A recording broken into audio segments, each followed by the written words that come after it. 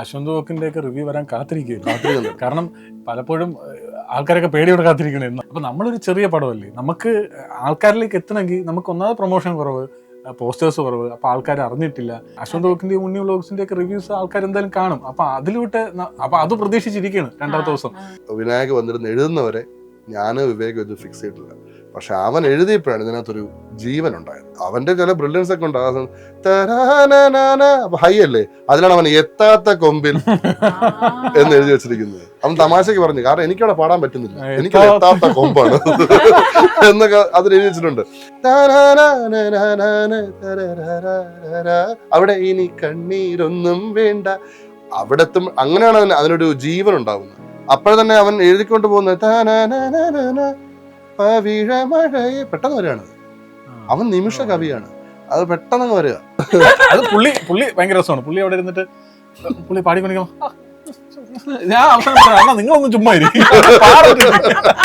വിനായക് എഴുതുന്നു, കൺസൂചി തുമ്പരെന്ന വാക്ക് കേൾക്കുമ്പോൾ തന്നെ പിന്നെ ഞാൻ വിനേഷിനെ നോക്കിയതല്ല, ഇത് ഫിക്സ്ഡ്. മൈകിയ വാൽക്കണ്ണിൽ മീനോടണതെന്താണ്, നെയ്യാറിൻ കുഞ്ഞോളം നിൻഗാനം പാടുമ്പോൾ. ഹലോ, ദി അൺസെൻസേർഡ് ഷോയിൽ ഇന്ന് എന്റെ കൂടെ ജോയിൻ ചെയ്യുന്നു സ്ഥാനാർത്ഥി ശ്രീകുട്ടൻ. മൂവി വിശേഷങ്ങളുമായി writer, actor Anand and music director Jayahari. അപ്പോ welcome to my show. Thank you. Yes, അപ്പൊ ഏറ്റവും പുതിയ വിശേഷം സ്ഥാനാർത്ഥി ശ്രീകുട്ടൻ നിറഞ്ഞ സദസ്സിൽ ഓടിക്കൊണ്ടിരിക്കുന്നു. അപ്പൊ റൈറ്റർ വെച്ചിട്ട് തന്നെ തുടങ്ങാം. പറയൂ, എങ്ങനെയാണ് ഇതിന്റെ ഒരു തീം, അല്ലെങ്കിൽ എങ്ങനെയാണ് ഇതിൽ എഴുത്തിലേക്ക് വന്നത്? ആക്ച്വലി ഇത് എഴുത്തിലേക്ക് വന്നതെന്ന് പറഞ്ഞാൽ നമ്മുടെ ഡയറക്ടർ വിനേഷ്, ഞാൻ, മുരളി റൈറ്റേഴ്സാണ്, കൈലാഷ് എൻ്റെ റൈറ്ററും എഡിറ്ററും കൂടെയാണ്. അപ്പം ഇവരും പിന്നെ കുറേ പേരും എല്ലാവരും കൂടെ നമ്മുടെ ട്രിവാൻഡ്രത്ത് ഒരു വീട്ടിൽ ഒത്തുകൂടും. കുറേ കാലങ്ങളായിട്ട് അങ്ങനെയാണ്. അപ്പോൾ കണ്ണൻ നായർ എന്ന് പറഞ്ഞ ആക്ടറുണ്ട്, ഇപ്പം മുറയിലൊക്കെ ചെയ്ത നമ്മളെ പടത്തിൽ അഭിനയിച്ചു, ഗുപ്തൻ സാറായിട്ട് അഭിനയിച്ചത്. അപ്പോൾ പുള്ളിയാണ് ആ വീട് എടുത്തേക്കുന്നത്. അപ്പോൾ ആ വീടാണ് നമ്മുടെ ഒരു സങ്കേതം. അവിടെ വന്നിരുന്ന് പല ചർച്ചകളും അങ്ങനെ ചർച്ചിച്ച് നമ്മൾ ആ സമയത്ത് ഒരുപാട് മറ്റേ സീറോ ബഡ്ജറ്റ് ഷോർട്ട് ഫിലിം എടുത്തിട്ടുണ്ട്. കാരണം ബഡ്ജറ്റ് ഇല്ലാത്തതുകൊണ്ട് തന്നെയാണ്. അപ്പൊ അങ്ങനത്തെ ഒരു രീതിയിൽ നമ്മളൊരു ആലോചിച്ചൊരു ഷോർട്ട് ഫിലിം, ഒരു തോട്ടാണ് അവന്റെ വിനേഷിന്റെ ഒരു തോട്ടായിരുന്നത്. അപ്പൊ എവിടെ വെച്ച് നമുക്ക് തോന്നി അത് സിനിമയാക്കാനുള്ളൊരു സാധനം ഉണ്ട് എന്നുള്ളത് തോന്നി. അപ്പൊ അവനത് വിശ്വാസമായിരുന്നില്ല. പിന്നെ നമ്മളെ ജനിത് കാച്ചുപള്ളിയില്ലേ ഡയറക്ടർ, പുള്ളിയുടെ അടുത്ത് ഈ ഇവൻ ഷോർട്ട് ഫിലിമിന്റെ ബേസ് ചെയ്ത് ഇങ്ങനെ പറഞ്ഞപ്പോൾ പുള്ളിയും പറഞ്ഞു ഇതിലൊരു സിനിമയുണ്ട്, ഇത് സിനിമയാക്കണമെന്ന് പറഞ്ഞു. അങ്ങനെയാണ് ഇതൊരു സിനിമയിലോട്ട് എത്തിച്ചാലോ എന്നുള്ള രീതിയിൽ ആദ്യമായിട്ട് നമ്മൾ അങ്ങനെ ചർച്ച ചെയ്യാൻ തുടങ്ങിയത്. സത്യം പറഞ്ഞാൽ ഇതിൽ ഞാൻ എഴുത്തുകാരനായിട്ട് ഭാഗമാവുന്നതും നമ്മളെല്ലാവരും എഴുത്തുകാരായിട്ട് ഭാഗമാകുന്നത് ഈ ചർച്ചകളിലൂടെയാണ് ഈ സിനിമ ഉണ്ടായി ഒരു ഘട്ടത്തിൽ വന്നപ്പോഴത്തേക്കും ഞാനും എഴുത്തുകാരനായി മാറിയതിൻ്റെ അകത്ത് അങ്ങനെ ചർച്ചിച്ചുണ്ടായ സിനിമയാണത്. അപ്പൊ ക്ലാസ്സിൽ എങ്ങനെയായിരുന്നു? ലാസ്റ്റ് ബെഞ്ച് ആളായിരുന്നോ അതോ ഫ്രണ്ടിൽ ഇരിക്കുന്ന ആളായിരുന്നോ? ഞാൻ എല്ലായിടത്തും ഇരുന്നിട്ടുണ്ട്. ഞാൻ അങ്ങനെ പറയണമെങ്കിൽ ഞാൻ ഒരു 10ാം ക്ലാസ് വരെയും ക്ലാസ് ലീഡർ അങ്ങനെയൊക്കെയാണ് പോയിക്കൊണ്ടിരുന്നത്. 10ാം ക്ലാസ് കഴിഞ്ഞപ്പോഴാണ് എൻ്റെ പിന്നെ നമ്മൾ വേറെ രീതിയിൽ അപ്പം നോക്കിയപ്പോൾ നമ്മളെക്കാളും പഠിക്കുന്ന പിള്ളേരൊക്കെ വേറെ വന്നു തുടങ്ങി. പ്ലസ് ടു പല സ്കൂളിൽ നിന്നൊക്കെ പ്ലസ് ടുവിനൊക്കെ വന്നു തുടങ്ങിയപ്പോഴത്തേക്ക് അപ്പൊ ഇതൊന്നും അല്ല ഞാൻ വിചാരിച്ചു ഞാനായിരുന്നു വിചാരിച്ചോണ്ടിരുന്ന സമയത്ത്. അതെ. പിന്നെയാണ് ഈ നമ്മൾ ഈ മാത്സിൽ മറ്റേ ഡിഫറൻസിയേഷനും ഇന്റഗ്രേഷൻ ഒക്കെ വന്നപ്പോഴത്തേക്കാണ് വല്ല ആവശ്യം ഉണ്ടായിരുന്നു. 10ാം ക്ലാസ് വരെ എല്ലാം എളുപ്പമായിരുന്നു. അപ്പൊ ഞാൻ എല്ലാ സ്ഥലത്തും ഇരുന്നിട്ടുണ്ട്. അതുകൊണ്ട് എല്ലാവരുടെയും കഥകൾ അറിയാം. ഈ സിനിമയിലേക്ക് എങ്ങനെയാണ് ചേട്ടൻ എത്തുന്നത്? ഞാനെത്തുന്നത് ഒരു ഭയങ്കര രസകരമായ ഒരു സംഭവമുണ്ട്. ഈ സിനിമ ആലോചിക്കും, ഇപ്പം ആനന്ദൊക്കെ ഇരുന്ന് ഈ പടം ഡിസ്കസ് ചെയ്യുന്ന സമയത്തൊന്നും ഞാനില്ല. പക്ഷെ ആ സമയത്ത് തന്നെ വിനേഷ് വെറുതെ അവന്റെ ഒരു ആഗ്രഹം എന്ന നിലയിൽ വിനേഷിന്റെ ഡയറക്ടറാണ്. വിനേഷ് ഒരു പോസ്റ്റ് ഇട്ടിരുന്നു പണ്ട് ഫേസ്ബുക്കിൽ. ഒരു പോസ്റ്ററാണ് ഇതിന്റെ, സ്ഥാനാർത്ഥി ശ്രീകുട്ടൻ എന്ന് എഴുതി പോസ്റ്റ് ഇട്ടിരുന്നു. അതിന് പറഞ്ഞിരുന്നു ഇതെൻ്റെ ഒരു ആഗ്രഹമാണ് എന്ന് പറഞ്ഞിട്ട്. അതില് സോങ്സിന് ഞങ്ങളുടെ വേറൊരു സുഹൃത്തിന്റെ പേരായിട്ടിരുന്നത്, ബാക്ക്ഗ്രൗണ്ട് സ്കോറിന് അന്നേ അവൻ എൻ്റെ പേരായിട്ടിരിക്കുന്നത്. ഞാനന്ന് എനിക്ക് തോന്നുന്നു ഞാൻ അതിലും ചെയ്തിട്ടുകൂടിയില്ല. അങ്ങനെ ഇട്ട ഒരു പോസ്റ്റർ ഉണ്ട്. ഞാൻ ഈയിടയ്ക്ക് കൂടെ വിനേഷിനോട് ഉണ്ടെങ്കിൽ അയച്ചെന്ന് പറഞ്ഞിട്ടുണ്ട്. അപ്പോൾ അന്ന് ഞാൻ പേര് കേട്ടിട്ടുണ്ട്. പിന്നെ ഈ സിനിമ ഓണായ സമയത്ത്, അതായത് നമ്മൾ അതിന് മുൻപ് 2020 ഇതിൻ്റെ ഒരു മൂവ്മെന്റ് ഉണ്ടായിരുന്നു. ആ സമയത്ത് വിളിച്ചു. അങ്ങനെയാണ് പിന്നെ ഈ കഥ കേട്ട് കഴിഞ്ഞപ്പം സത്യം പറഞ്ഞാൽ എന്ത് വില കൊടുത്തും ഈ പടം ചെയ്യണമെന്ന് തോന്നി, ഈ സിനിമ ചെയ്യണമെന്ന് തോന്നി. ഒരുപാട് കാരണമുണ്ട് അതിനകത്ത്.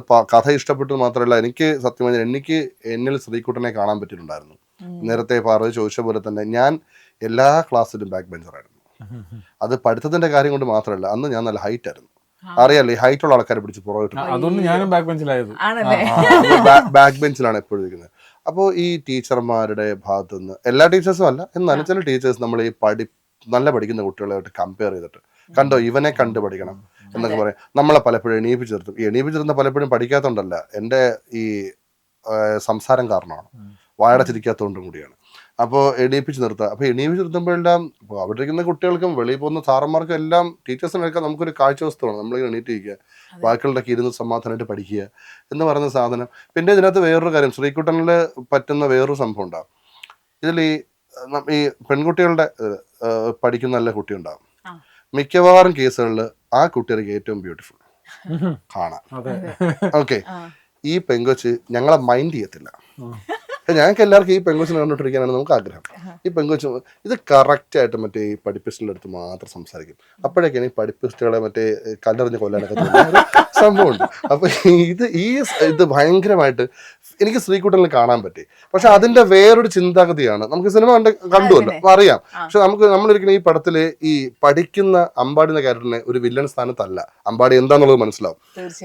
അതെനിക്ക് ഈ സിനിമ ഭയങ്കരമായിട്ട് വർക്കായി, എന്നെ ചിന്തിപ്പിച്ചു. അല്ല, അത് നമ്മൾ എപ്പോഴും എഴുതുമ്പോഴും നമ്മൾ വിചാരിച്ചത് സ്ഥിരം നമ്മൾ ഇങ്ങനെ പഠിപ്പിച്ച് ബാക്ക് ബെഞ്ചേഴ്സിന്റെ കഥ പറഞ്ഞാലേ ആൾക്കാർക്ക് കുറച്ചും കൂടെ വർക്കാവുള്ളൂ. എല്ലാവരും ബാക്ക് ബെഞ്ചേഴ്സിനെ വേറൊരു തരത്തിൽ ഗ്ലോറിഫൈ ചെയ്യുന്നുണ്ട് ഇപ്പൊ. അത് തെറ്റൊന്നുമില്ല, കാരണം അവർ ഒരുപാട് അനുഭവിച്ചിട്ടുണ്ട്, ഒരുപാട് കാര്യങ്ങളൊക്കെ ചെയ്തിട്ടുണ്ട്. പക്ഷെ അപ്പോഴത്തേക്ക് നമ്മൾ എന്തിനാണ് ഒരു ഈ ഫ്രണ്ട് ബെഞ്ച് നല്ല ഒരു മാതൃകാ വിദ്യാർത്ഥി എന്ന് പറയുന്ന ഒരാളെ എന്തിനാണ് ഒരു വില്ലൻ ടൈപ്പ് ആക്കുന്നത്? അല്ലെങ്കിൽ അവനെ നെഗറ്റീവ് ആക്കേണ്ട കാര്യമില്ലല്ലോ. കാരണം അപ്പോൾ അവനും ഒരു നല്ലൊരു വിദ്യാർത്ഥിയാണല്ലോ, നല്ല രീതിയിൽ പഠിച്ച് നല്ല രീതിയിൽ. അപ്പൊ അവനും കാണും സൗഹൃദങ്ങൾ, അവന് നിഷേധിക്കപ്പെടുന്നത് സൗഹൃദങ്ങളായിരിക്കും. ഈ പറഞ്ഞ പോലെ ഭയങ്കര രസമായിട്ടുള്ള സൗഹൃദം ഇവന്മാരെ കൂട്ടയില്ല ഈ പഠിപ്പിസ്റ്റിനെയൊക്കെ. പഠിപ്പിസ്റ്റ് എന്നുള്ള രീതിയിൽ മാറ്റി നിർത്തുകയും ചെയ്യും. അപ്പൊ അവനും ഒരു തരത്തിൽ അവഗണന അനുഭവിക്കുന്നുണ്ട്. അതുകൊണ്ട് അതും കൂടെ നമ്മൾ ഉൾപ്പെടുത്താന്ന് വിചാരിച്ചിട്ടാണ് അങ്ങനെ ഇതുപോലെ പഠിപ്പിസ്റ്റുകൾ ഫ്രണ്ട്സ് പിന്നീട് നമ്മൾ മീറ്റ് ചെയ്യുമ്പോൾ അവർക്ക് ആ സമയത്ത് ഫീൽ ചെയ്ത് ഇമോഷൻസ് ഷെയർ ചെയ്യുമ്പോൾ നമ്മള് പിന്നീടാണ് അത് നമ്മൾ റിയലൈസ് ചെയ്യണേ. അപ്പൊ അവരോട് ആരും മിണ്ടുന്നില്ല. പക്ഷെ അവരാകെ ചെയ്തെന്താ പഠിക്കുക. അവര് നമ്മളെക്കാളും ട്രോമ അനുഭവിക്കുന്നുണ്ടാവും ഫ്രണ്ട്സ് ഇല്ല. പക്ഷെ ഈ പറഞ്ഞ പോലെ വില്ലൻ രീതിയിലല്ലാണ്ട് അയാളുടെ ക്യാരക്ടർ ബ്യൂട്ടിഫുൾ ആയിട്ട് എഴുതി എന്നുള്ളത് hats of two the team. അത് അവൻ ചെയ്യുകയും ചെയ്തു. അവൻ അഭിനവ് എന്നുള്ള പയ്യൻ അവൻ നമ്മൾ ഓഡിഷൻ നടത്തിക്കൊണ്ടിരുന്നപ്പോ ഇവൻ സ്റ്റേജിലോട്ട് വന്നപ്പോഴേ നമ്മൾ ഫിക്സ് ചെയ്തു, ഉറപ്പിച്ചു ഇത് അമ്പാടി. അവൻ ചെയ്തു പോലും കാണിക്കണ്ടായിരുന്നു, നമ്മൾ ഉറപ്പിച്ചപ്പോഴേ. അവന്റെ ലുക്കും ഒക്കെ ഇടയ്ക്കിടയ്ക്ക് എനിക്ക് തോന്നാറുണ്ട് അവന് ക്ലാർക്ക് കെന്റിന്റെ ലുക്ക് ഉണ്ട്, സൂപ്പർമാന്റെ ലുക്ക്. സൂപ്പർമാന്റെ ലുക്കാണ് അതൊക്കെ വെച്ചിട്ട്. ഈ കുട്ടികളിലേക്ക് എങ്ങനെയാണ് എത്തിയത്? കുട്ടികൾ ഈ പറഞ്ഞ ഓഡിഷൻ തന്നെയാണ്. നമ്മളൊരു എറണാകുളത്തും കൊച്ചിയിലും ആയിട്ട്, അല്ല എറണാകുളത്തും തിരുവനന്തപുരത്തുമായിട്ട് നമ്മൾ ഇതിന്റെ ഓഡിഷൻ നടത്തിയായിരുന്നു. അതിൽ കുറെ പിള്ളേർ വന്നായിരുന്നു. അപ്പൊ ഇതിൽ ഞാൻ പറഞ്ഞില്ല, ഈ അമ്പാടിയെ മാത്രം നമ്മൾ ഇങ്ങനെ മനസ്സിൽ ഫിക്സ് ചെയ്തു. ബാക്കി കുറെ പിള്ളേരെ, ടാലന്റ് ആയിട്ടുള്ള പിള്ളേരെ നമ്മൾ എടുത്തിട്ട് 15 ദിവസം സാം ജോർജ് എന്ന് പറഞ്ഞ നമ്മളൊരു ആക്ടർ ട്രെയിനുണ്ട് ട്രിവാൻഡ്രത്തുള്ള. പുള്ളി നമ്മളൊരു സ്ഥലം എടുത്തിട്ട് അവിടെ ഒരു ക്യാമ്പ് നടത്തി. അപ്പൊ ഞാനും റൈറ്റേഴ്സും നമ്മളെല്ലാവരും ഉണ്ടായിരുന്നു ഇതിൻ്റെ അകത്ത്. അപ്പൊ നമ്മളെല്ലാവരും ഓരോ ദിവസം പോയി വാച്ച് ചെയ്ത് നമ്മളും ഇൻപുട്ട് കൊടുത്ത് അങ്ങനെ ചെയ്യിപ്പിച്ച് അവസാനത്തെ ഒരു 2-3 ദിവസത്തിലാണ് നമ്മൾ ആരൊക്കെയാണ് ഏതൊക്കെയാണെന്നുള്ളത് ഫിക്സ് ചെയ്തത്. അത് കറക്റ്റ് ആയിരുന്നു. ആ കുട്ടികളെ കാണുമ്പം ആ മറ്റേ കമന്ററി പറയുന്നൊക്കെ അവനെ കാണുമ്പോ തിയേറ്റർ ഫുൾ ചിരിയായിരുന്നു. അവനെ കണ്ടപ്പോഴും അവന് ഭയങ്കര സ്വാഗ് ആയിരുന്നു. ഇപ്പൊ വലുതായി പോയി. ഇപ്പൊ 2 വർഷം കൊണ്ട് അവന്മാരെല്ലാം വലുതായി പോയി. പക്ഷെ അന്ന് ഇവൻ ഭയങ്കര കട്ട സ്വാഗാണ്. അവൻ എല്ലാം നടക്കുന്നതും മുടിയാട്ടുന്നതും എല്ലാം ഭയങ്കര സംഭവമാണ്. അതേപോലെ ഇതില് എനിക്ക് എല്ലാരും പുറത്തിയെ പറ്റി പറയുന്നുണ്ട്, ബാക്കിയുള്ള പിള്ളേർ ഈ അമ്പാടിയെ പറ്റി പറയുന്നുണ്ട്. എനിക്ക് ഏറ്റവും ഫേവറേറ്റ് ഒരു ആക്ടർ എന്ന് പറഞ്ഞാൽ എന്റെ അകത്ത് ഏബൽ എന്നാണ്, ഭസ്മ. അവൻ ആദ്യം പറഞ്ഞത് ഭയങ്കര ടെററായിട്ടാണ്. ഒരു ഘട്ടത്തിൽ വന്നിട്ട് ഇവൻ ഫ്ലിപ്പായി, പിന്നെ ഇവന്മാരെ അടിമയാവുന്നുണ്ടല്ലോ. അപ്പൊ അവന്റെ ഒരു ക്യാരക്ടർ ചേഞ്ച് ഉണ്ട്. ഭയങ്കര ആക്ടറാണ്, ഭയങ്കര ആക്ടറുമാണ്. ഞാനൊക്കെ സത്യം പറഞ്ഞാൽ ഞാനൊരു ആക്ടറാണല്ലോ. അപ്പൊ നമ്മൾ ഇവന്മാരെ ആക്ടിങ് ഒക്കെ കാണുമ്പോൾ നമ്മള് സത്യം പറഞ്ഞ കൊതിയാവാറുണ്ട്, ഇങ്ങനെ ചെയ്യുന്നത്. ചിലപ്പോ ഇവരൊന്നും ആലോചിക്കാൻ ചെയ്യുന്നുണ്ടാണ് ഇങ്ങനെ ചെയ്യുന്നതെന്ന് ആലോചിക്കാറുണ്ട്. ബസ്മൻ ടീം ഞാൻ ചോദിക്കാൻ വരുന്നത്, അങ്ങനെ എന്തെങ്കിലും സ്കൂൾ ഓർമ്മകളുണ്ടോ? ഉണ്ട്. ബസ്മൻ ടീം റിയൽ ആയിട്ടുള്ള സാധനമാണ്. നമ്മളെ കൈലാഷ് എഡിറ്റർ, നമ്മളൊരു ഫ്രണ്ട് ഉണ്ട് വിഷ്ണു എന്ന് പറഞ്ഞിട്ട്. അപ്പൊ അവനും അവന്റെ 2 ഫ്രണ്ട്സും ആയിരുന്നു ഈ ബസ്മൻ ടീം എന്ന് പറയുന്നത്. അതെ. അവന്മാര് ഭസ്മം അടിക്ക് മുമ്പ് ഭസ്മം ഇടും. അവന്മാര് ഭയങ്കര അടിപൊളി ടീമാണ്, അടി ഉണ്ടാക്കുന്ന ടീമാണ്. അവന്മാര് അടിക്ക് മുമ്പ് ഭസ്മം ഇടും. അപ്പൊ എല്ലാവർക്കും അറിയാം അന്ന് ക്ലാസ്സിൽ അടി നടക്കും എന്നുള്ളത്. അത് തന്നെയാണ് നമ്മുടെ അടുത്ത്. ഇത് പലരും ഭസ്മൻ ടീമൊക്കെ റിയാലിറ്റി ആണോ കുറച്ചുപേര് ചോദിച്ചിട്ടുണ്ട് കേട്ടോ, ഭസ്മൻ ടീം ഇങ്ങനെയൊക്കെ ടീം ഉണ്ടാവോ എന്ന് ചോദിച്ചിട്ടുണ്ട്. എനിക്ക് പക്ഷെ അത് ഭയങ്കര നാച്ചുറൽ ആയിട്ട് എനിക്ക് ഫീൽ ചെയ്തു, ഭയങ്കര ജെന്യുവൻ ആയിട്ട് തോന്നി. അതാ ഞാൻ ചോദിച്ചത്, അങ്ങനെ ശരിക്കും അങ്ങനത്തെ ഒരാളുണ്ട്. സ്കൂളിലും ഞാൻ എയ്ഡഡ് സ്കൂളിലാണ് പഠിച്ചത്, പുള്ളി സർക്കാർ സ്കൂളിലാണ് പഠിച്ചത്. അപ്പൊ നമുക്കൊക്കെ ഇത്രയും ഒരുപാട് ടീമിനെ അറിയാം. ഈ ആവേശത്തില് കുട്ടി എന്നൊരു ക്യാരക്ടർ ഉണ്ട്. പക്ഷെ ഈ കുട്ടി എന്ന് പറയുന്ന ക്യാരക്ടർ നമ്മൾ മറ്റു സിനിമകളിൽ കാണുന്നത് ഇങ്ങനൊരു ക്യാരക്ടർ ഭയങ്കര പവർഫുൾ ആയിട്ട് ഹൈറ്റ് ഒക്കെ ഉള്ള കണ്ടതിനെ പേടി വന്നു. പക്ഷെ കുട്ടി എന്ന് പറയുന്ന അങ്ങനെ ആളല്ല. ശരിക്കും നമ്മുടെ സ്കൂളുകളിലും കോളേജുകളിലും ഇങ്ങനൊരു ആളാണ്, കണ്ടാൽ അശക്തനാണെന്ന് തോന്നുന്നു. പക്ഷെ അവനായിരിക്കും അവിടുത്തെ ടെറർ. അവനാണ് അവിടെ ഭരിക്കുന്നത്. പക്ഷെ അവൻ ഒറ്റയ്ക്ക് നിന്നാണല്ലോ ഇവനെ പോലെ ഭീരം ഉണ്ടാവും. ഇനി കൂട്ടത്തിൽ നിൽക്കുമ്പോഴാണ് അതാണ് ഈ ഭസ്മം സംഭവിക്കുന്നത്. അവർ ഒറ്റ ഇവരെല്ലാം പൂച്ചകളാ. അതെന്ന് പറയുന്ന സാധനം ഗ്രൂപ്പ് പിരിയുമ്പോ അവന്മാര് പിരിഞ്ഞു പോയി, ഭസ്മം പിരിച്ചു വിട്ടു. അതേപോലെ വെയിൽ കൊണ്ടിട്ട് വീഴുന്നത് അതൊക്കെ തിയേറ്ററിൽ ഭയങ്കര സീരിയൽ. നെക്സ്റ്റ് ഷോട്ടിൽ ഇവൻ കൊട പിടിച്ചല്ലേ. ഇവ എപ്പോഴും ഇവൻ ആദ്യമേ കാണിക്കുന്നുണ്ട്. ഇവൻ മറ്റേ നമ്മളെ ഗംഗ ചെയ്ത ക്യാരക്ടറില്ലേ PT ടീച്ചർ, അപ്പൊ അവര് ഒരിക്കൽ ഫോൺ വിളിച്ച് പറയുന്നുണ്ട് ഇവൻ മറ്റേ സ്കൂൾ ബെല്ലിൽ ത്രികോണം വരച്ചോണ്ടിരുന്നപ്പോ അതെന്തിനാണെന്ന് ചോദിച്ചപ്പോ വേറെ ബ്രില്യൻസ് ഉണ്ട്. ഇവന്മാരെ ഇൻട്രൊഡക്ഷൻ സീനില് ഈ തീ അണച്ചിട്ടൊരു പുക ഉണ്ടാക്കും. ഈ പുകയിൽ ഇവൻ ചുമക്കും, മാത്രമാണ് ചുമച്ചോണ്ട് ഇവൻ ചുമച്ചോണ്ടായിരുന്നു. അപ്പോഴിവൻ ക്യാപ്പ് വെച്ചിട്ടുണ്ട്, ഇവന് വെയിൽ കൊള്ളാൻ പറ്റില്ല. നമ്മൾ പഠിച്ചോണ്ടിരിക്കുമ്പോ ഒക്കെ ഒരു പയ്യൻ എന്നും അസുഖമായിരിക്കുമല്ലോ, ഒരാൾക്ക് പ്രത്യേകിച്ച് അസംബ്ലിയിൽ സ്ഥിരം ഉണ്ടാവും. അപ്പൊ അങ്ങനെ തന്നെയാണ് അവര് വില്ലനാവണം, എന്ത് ചെയ്യാൻ പറ്റും. അപ്പൊ ഇത് എഴുതുമ്പോ തന്നെ ഇതിൽ അഭിനയിക്കാം എന്നുള്ളത് നേരത്തെ പ്ലാൻ ഉണ്ടായിരുന്നോ? അതോ അതെങ്ങനെയാ വന്നേ അവസാനം? അല്ല, ആക്ച്വലി നമ്മൾ ആക്ടർ ആണല്ലോ, അപ്പം എന്തെങ്കിലുമൊക്കെ ചെയ്യാന്നുള്ളൂ. ഏതാണെന്ന് നമ്മൾ ഒരിക്കലും ഫിക്സ് ചെയ്തിട്ടില്ല. ആക്ച്വലി ഈ ഇതിന്റെ അകത്ത് നമുക്ക് പിന്നെ ആക്ച്വലി കഥ നമ്മൾ എഴുതിയ കഥ അതേപോലെ സിനിമ ആക്കണ 4 മണിക്കൂർ സിനിമ വന്നെ. ഇതിനകത്ത് അമ്പാടിയുടെ വീടുണ്ടായിരുന്നു, അമ്പാടിക്ക് ഒരു മാമൻ ഉണ്ടായിരുന്നു. അതായിരുന്നു ഞാൻ ആദ്യം ചെയ്യാൻ വെച്ചിരുന്ന റോള്. അമ്പാടിക്ക് അച്ഛനമ്മ അവരൊരു പോർഷനാണ്. പിന്നെ എല്ലാ പിള്ളേരും വീട് കാണിക്കുന്ന സംഭവം ഉണ്ടായിരുന്നു. പിന്നെ അനസിന്റെ അച്ഛൻ ഒരു മറ്റേ പാർട്ടി മതിലൊക്കെ എഴുതുന്ന ആളാണ്. അപ്പൊ അവര് ഇലക്ഷനുമായിട്ട് ബന്ധപ്പെട്ട് അങ്ങനെ ഒരു സീനൊക്കെ ഉണ്ടായിരുന്നു. അങ്ങനെ കുറെ സാധനം ഉണ്ടായിരുന്നു. ഇതെല്ലാം വെട്ടിക്കളഞ്ഞാണ് അവസാനം. അതുകൊണ്ടാണ് അനസാൻ എഴുതിക്കുന്നത് മറ്റൊന്നെ കൊണ്ട് എല്ലാം ശരിയാകുന്നത് അവനാ, ശരിക്കേടാ എന്നൊക്കെ പറഞ്ഞിട്ട് എഴുതിപ്പിക്കുന്ന അവനാ. അപ്പൊ അങ്ങനെയായിരുന്നു ചെയ്തത്. ആക്ച്വലി ഈ ക്യാരക്ടർ ഞാൻ ഇപ്പം ചെയ്ത ക്യാരക്ടർ ആദ്യത്തെ ഇതിൽ ചെയ്യായിരുന്നത് കണ്ണൻ ചേട്ടനായിരുന്നു. ചെയ്തിരിക്കുന്ന ക്യാരക്ടറാണ് ശരിക്കും അജു നമ്മൾ ആദ്യം ഇതൊരു സ്ത്രീ കഥാപാത്രമായിരുന്നു. അതായത് സ്ത്രീ കഥാപാത്രമായിരുന്നു, ഫീമെയിൽ ആയിരുന്നു. അപ്പൊ അത് നമ്മള് അൺഫോർച്യുനേറ്റ്ലി നമ്മൾ ഒരുപാട് ആർട്ടിസ്റ്റുകളെ സമീപിച്ചു. അപ്പൊ അവർക്കാർക്കും ഒരു നെഗറ്റീവ് ഷെയ്ഡുള്ള ക്യാരക്ടർ ചെയ്യാൻ പലർക്കും താല്പര്യം പോയിട്ടില്ല. അതൊരു വല്ലാത്തൊരു ഹിൻഡ്രൻസ് ആയിട്ട് നമുക്ക് കിട്ടി. അപ്പം ഇതിനൊരു മാർക്കറ്റ് വേണമല്ലോ, ഒരു നല്ലൊരു ആർട്ടിസ്റ്റിനെ കൊണ്ട്, വാല്യൂ ഉള്ള ഒരു ആർട്ടിസ്റ്റിനെ കൊണ്ട് വെക്കണല്ലോ. അപ്പൊ അങ്ങനെ അത് കിട്ടിയില്ല. പുള്ളിക്കാരൻ ഇൻട്രസ്റ്റ് ആയിരുന്നു ഈ സാധനം ചെയ്യാൻ. അല്ല, പുള്ളി അപ്പോഴും ഗുപ്തൻ സാർ ഓക്കെ ആയിരുന്നു. പുള്ളിക്ക് ഭയങ്കര ഇഷ്ടമായിരുന്നു. പുള്ളി ഇങ്ങനെ ഈ പാർട്ട് ആവണമെന്നല്ല, അതായിരുന്നു പുള്ളിയുടെ ഒരു വലിയ കാണുന്നതല്ല. ഗുപ്തൻ സാറിന് കുറച്ചുകൂടി ഡയമെൻഷൻ ഉള്ള ഒരു ക്യാരക്ടർ, കുറച്ചുകൂടി കാര്യങ്ങളുള്ള. അപ്പം നമ്മള് ആലോചിച്ച് സ്വിച്ച് ചെയ്യാന്ന് ആലോചിച്ചു. അങ്ങനെ ഇതിനെ ഇതാക്കിയപ്പോ പക്ഷെ ഇപ്പം ഇതായിരുന്നു ഏറ്റവും പെർഫെക്റ്റ് എന്ന് നമുക്ക് തോന്നുന്നു. അപ്പൊ ഞാൻ അന്ന് കണ്ടപ്പോ തന്നെ നമ്മള് എന്താ പറയാ, രാജുചേട്ടന് വേറൊരു ഷെയ്ഡില് കുറെ കാലം അത് ഭയങ്കരമായിട്ട് വർക്കായി. അതെ, നമ്മുടെയൊക്കെ ഏറ്റവും വലിയ സന്തോഷം എന്ന് വെച്ചാൽ ആസ് ആൻ ആക്ടർ എന്റെ ഏറ്റവും വലിയ സന്തോഷം എന്ന് വെച്ചാൽ പുള്ളിയുടെ അടുത്ത് നമുക്കിത് പറഞ്ഞു കൊടുക്കാൻ പറ്റുന്നുണ്ട്. പുള്ളി അത് ഭയങ്കര ജെന്യുവൻ ആയിട്ട് ഓപ്പൺ ആണ്. നമുക്ക് എന്താ വേണ്ടതെന്നുള്ള സാധനമൊക്കെ. പ്രത്യേകിച്ച് ഇതിലൊരു പർട്ടിക്കുലർ ഷോട്ട് ഉണ്ട്, അതാണ് എന്റെ ഏറ്റവും ഫേവറേറ്റ് ഷോട്ട്. പുള്ളിയുടെ ഒരു മറ്റേ മോഹഭംഗ മനസ്സിലെന്നൊക്കെ ഉള്ള ആ ഷോട്ട് പുള്ളിയുടെ മുഖത്താ വെച്ചേക്കുന്നത്. ചെറിയ ഇവിടെ മാത്രമേ അനങ്ങുന്നുള്ളൂ പുള്ളിയുടെ. അത് അയ്യോ, അത് ഞാൻ കണ്ടിട്ട് ഞാൻ ആ സമയത്ത് എനിക്ക് രോമാഞ്ചം അടിച്ചായിരുന്നു. അത് ഞാൻ അപ്പോഴേ വിചാരിച്ചു, ഞാൻ മറ്റേ വൺസ് അപ്പോൺ ടൈം ഇൻ ഹോളിവുഡിലെ പോലെ ഞാൻ അജുറിന്റെ കാതിൽ പോയിട്ട് this is the best acting അങ്ങനെയായിരുന്നു. അത് അടിപൊളിയായിരുന്നു. അല്ല, ഒരുപാട് ചെറിയ ചെറിയ നോഷൻസ് ഉണ്ട്. ഭയങ്കര സട്ടിലായിട്ട് അത് ഒരിക്കൽ പോലും അനങ്ങി ചെയ്യാതെ സ്കൂൾ മാറുന്ന സീനിൽ, ക്ലാസ് മാറുന്ന സീനിലൊക്കെ പുള്ളി ഒരൊറ്റ നോട്ടത്തിലാണ് നിൽക്കുന്നത്. ഗംഭീര പെർഫോം ചെയ്തിട്ടുണ്ട്. ഇതിന്റെ വേറൊരു പണി എന്ന് വെച്ചാൽ നമ്മളിതെല്ലാം പോയി നമ്മളൊരിക്കൽ ഞാനും കൈലാഷും കൂടെ ഇത് കഴിഞ്ഞിട്ട് പോയി പറഞ്ഞു, ചേട്ടാ അടിപൊളിയായിട്ടുണ്ട് കേട്ടോ, നല്ല രസമുണ്ട്. എനിക്കറിഞ്ഞൂടെ മോനെ, നിങ്ങൾ പറയുമ്പോൾ ഞാൻ ചെയ്യുന്നു. അപ്പൊ പിന്നെയാണ് അതിന്റെ ട്രാപ്പ് മനസ്സിലായി. ഇനിയിപ്പോ പാളിപ്പോയത് നമ്മളെ തലയിരിക്കുമല്ലോ. പുള്ളി തന്നെ അത് ഇന്റർവ്യൂ പറഞ്ഞിട്ടുണ്ട്. ഇത് ഡയറക്ടർ മാത്രമല്ല, 4 പേരാ ഡയറക്ട് ചെയ്യുന്നത്. ഒരു സീൻ നോക്കിയോ ഒരുത്തൻ, ചേട്ടാ കൈ നോക്കിക്കോണേ, ചേട്ടാ മറ്റേ കണ്ണിങ്ങനെ നോക്കിക്കോണേ എന്ന് പറഞ്ഞിട്ട് ഇതിപ്പോ ഞാൻ എന്തൊക്കെ നോക്കുന്നുള്ളത് പുള്ളി തന്നെ ഇന്റർവ്യൂ പറഞ്ഞിട്ടുണ്ട്. അത് ശരി. അതേപോലെ സൈജു ചേട്ടന്റെ എന്റെ character. അമ്മോ. സൈചേട്ടന്റെ ക്യാരക്ടർ നമ്മൾ ആക്ച്വലി ആദ്യം നമ്മൾ ഇലുമിനാറ്റി വിനീഷ് എന്ന് എഴുതുന്ന സമയം നമ്മൾ 2018 ഈ കഥ എഴുതി തുടങ്ങിയത്. ആ. അപ്പൊ ലൂസിഫറൊക്കെ ഇറങ്ങി ഭയങ്കര ക്ലിക്ക് ആയിരിക്കുന്ന സമയത്താണ്. ആ. അപ്പൊ നമുക്കൊരാഗ്രഹം പൃഥ്വിരാജിനെ കൊണ്ടുവരണമെന്നാണ്. ഇലുമിനാറ്റി വിനീഷ് എന്നൊക്കെ പറയുമ്പോൾ പക്ഷെ അത് ആദ്യം തന്നെ നമുക്ക് മനസ്സിലായി നടക്കൂല എന്നുള്ള. പിന്നുള്ള ഓപ്ഷൻ പുള്ളിയായിരുന്നു, സൈചേട്ടനായിരുന്നു. സൈചേട്ടൻ ഇത് കഥ ഇന്ദ്രേട്ടനെ നോക്കിയിരുന്നല്ലേ? ഇന്ദ്രജിത്തിന് ഓക്കെ, ഇന്ദ്രേട്ടനും പക്ഷെ അപ്പോഴും അതും വർക്കായില്ല. ഇന്ദ്രേട്ടൻ മറ്റേ ഡയലോഗ് വേറെ സാധനം തന്നെ, ഏതാ? പൃഥ്വിരാജ് നീ നമ്മുടെ ആളാണല്ലോ എന്നൊരു സാധനം, അത് വേറൊരു സാധനമായിരുന്നു തന്നെ. അങ്ങനെയൊക്കെയാണ് നമ്മൾ എഴുതി വെച്ചിട്ടുള്ളത്.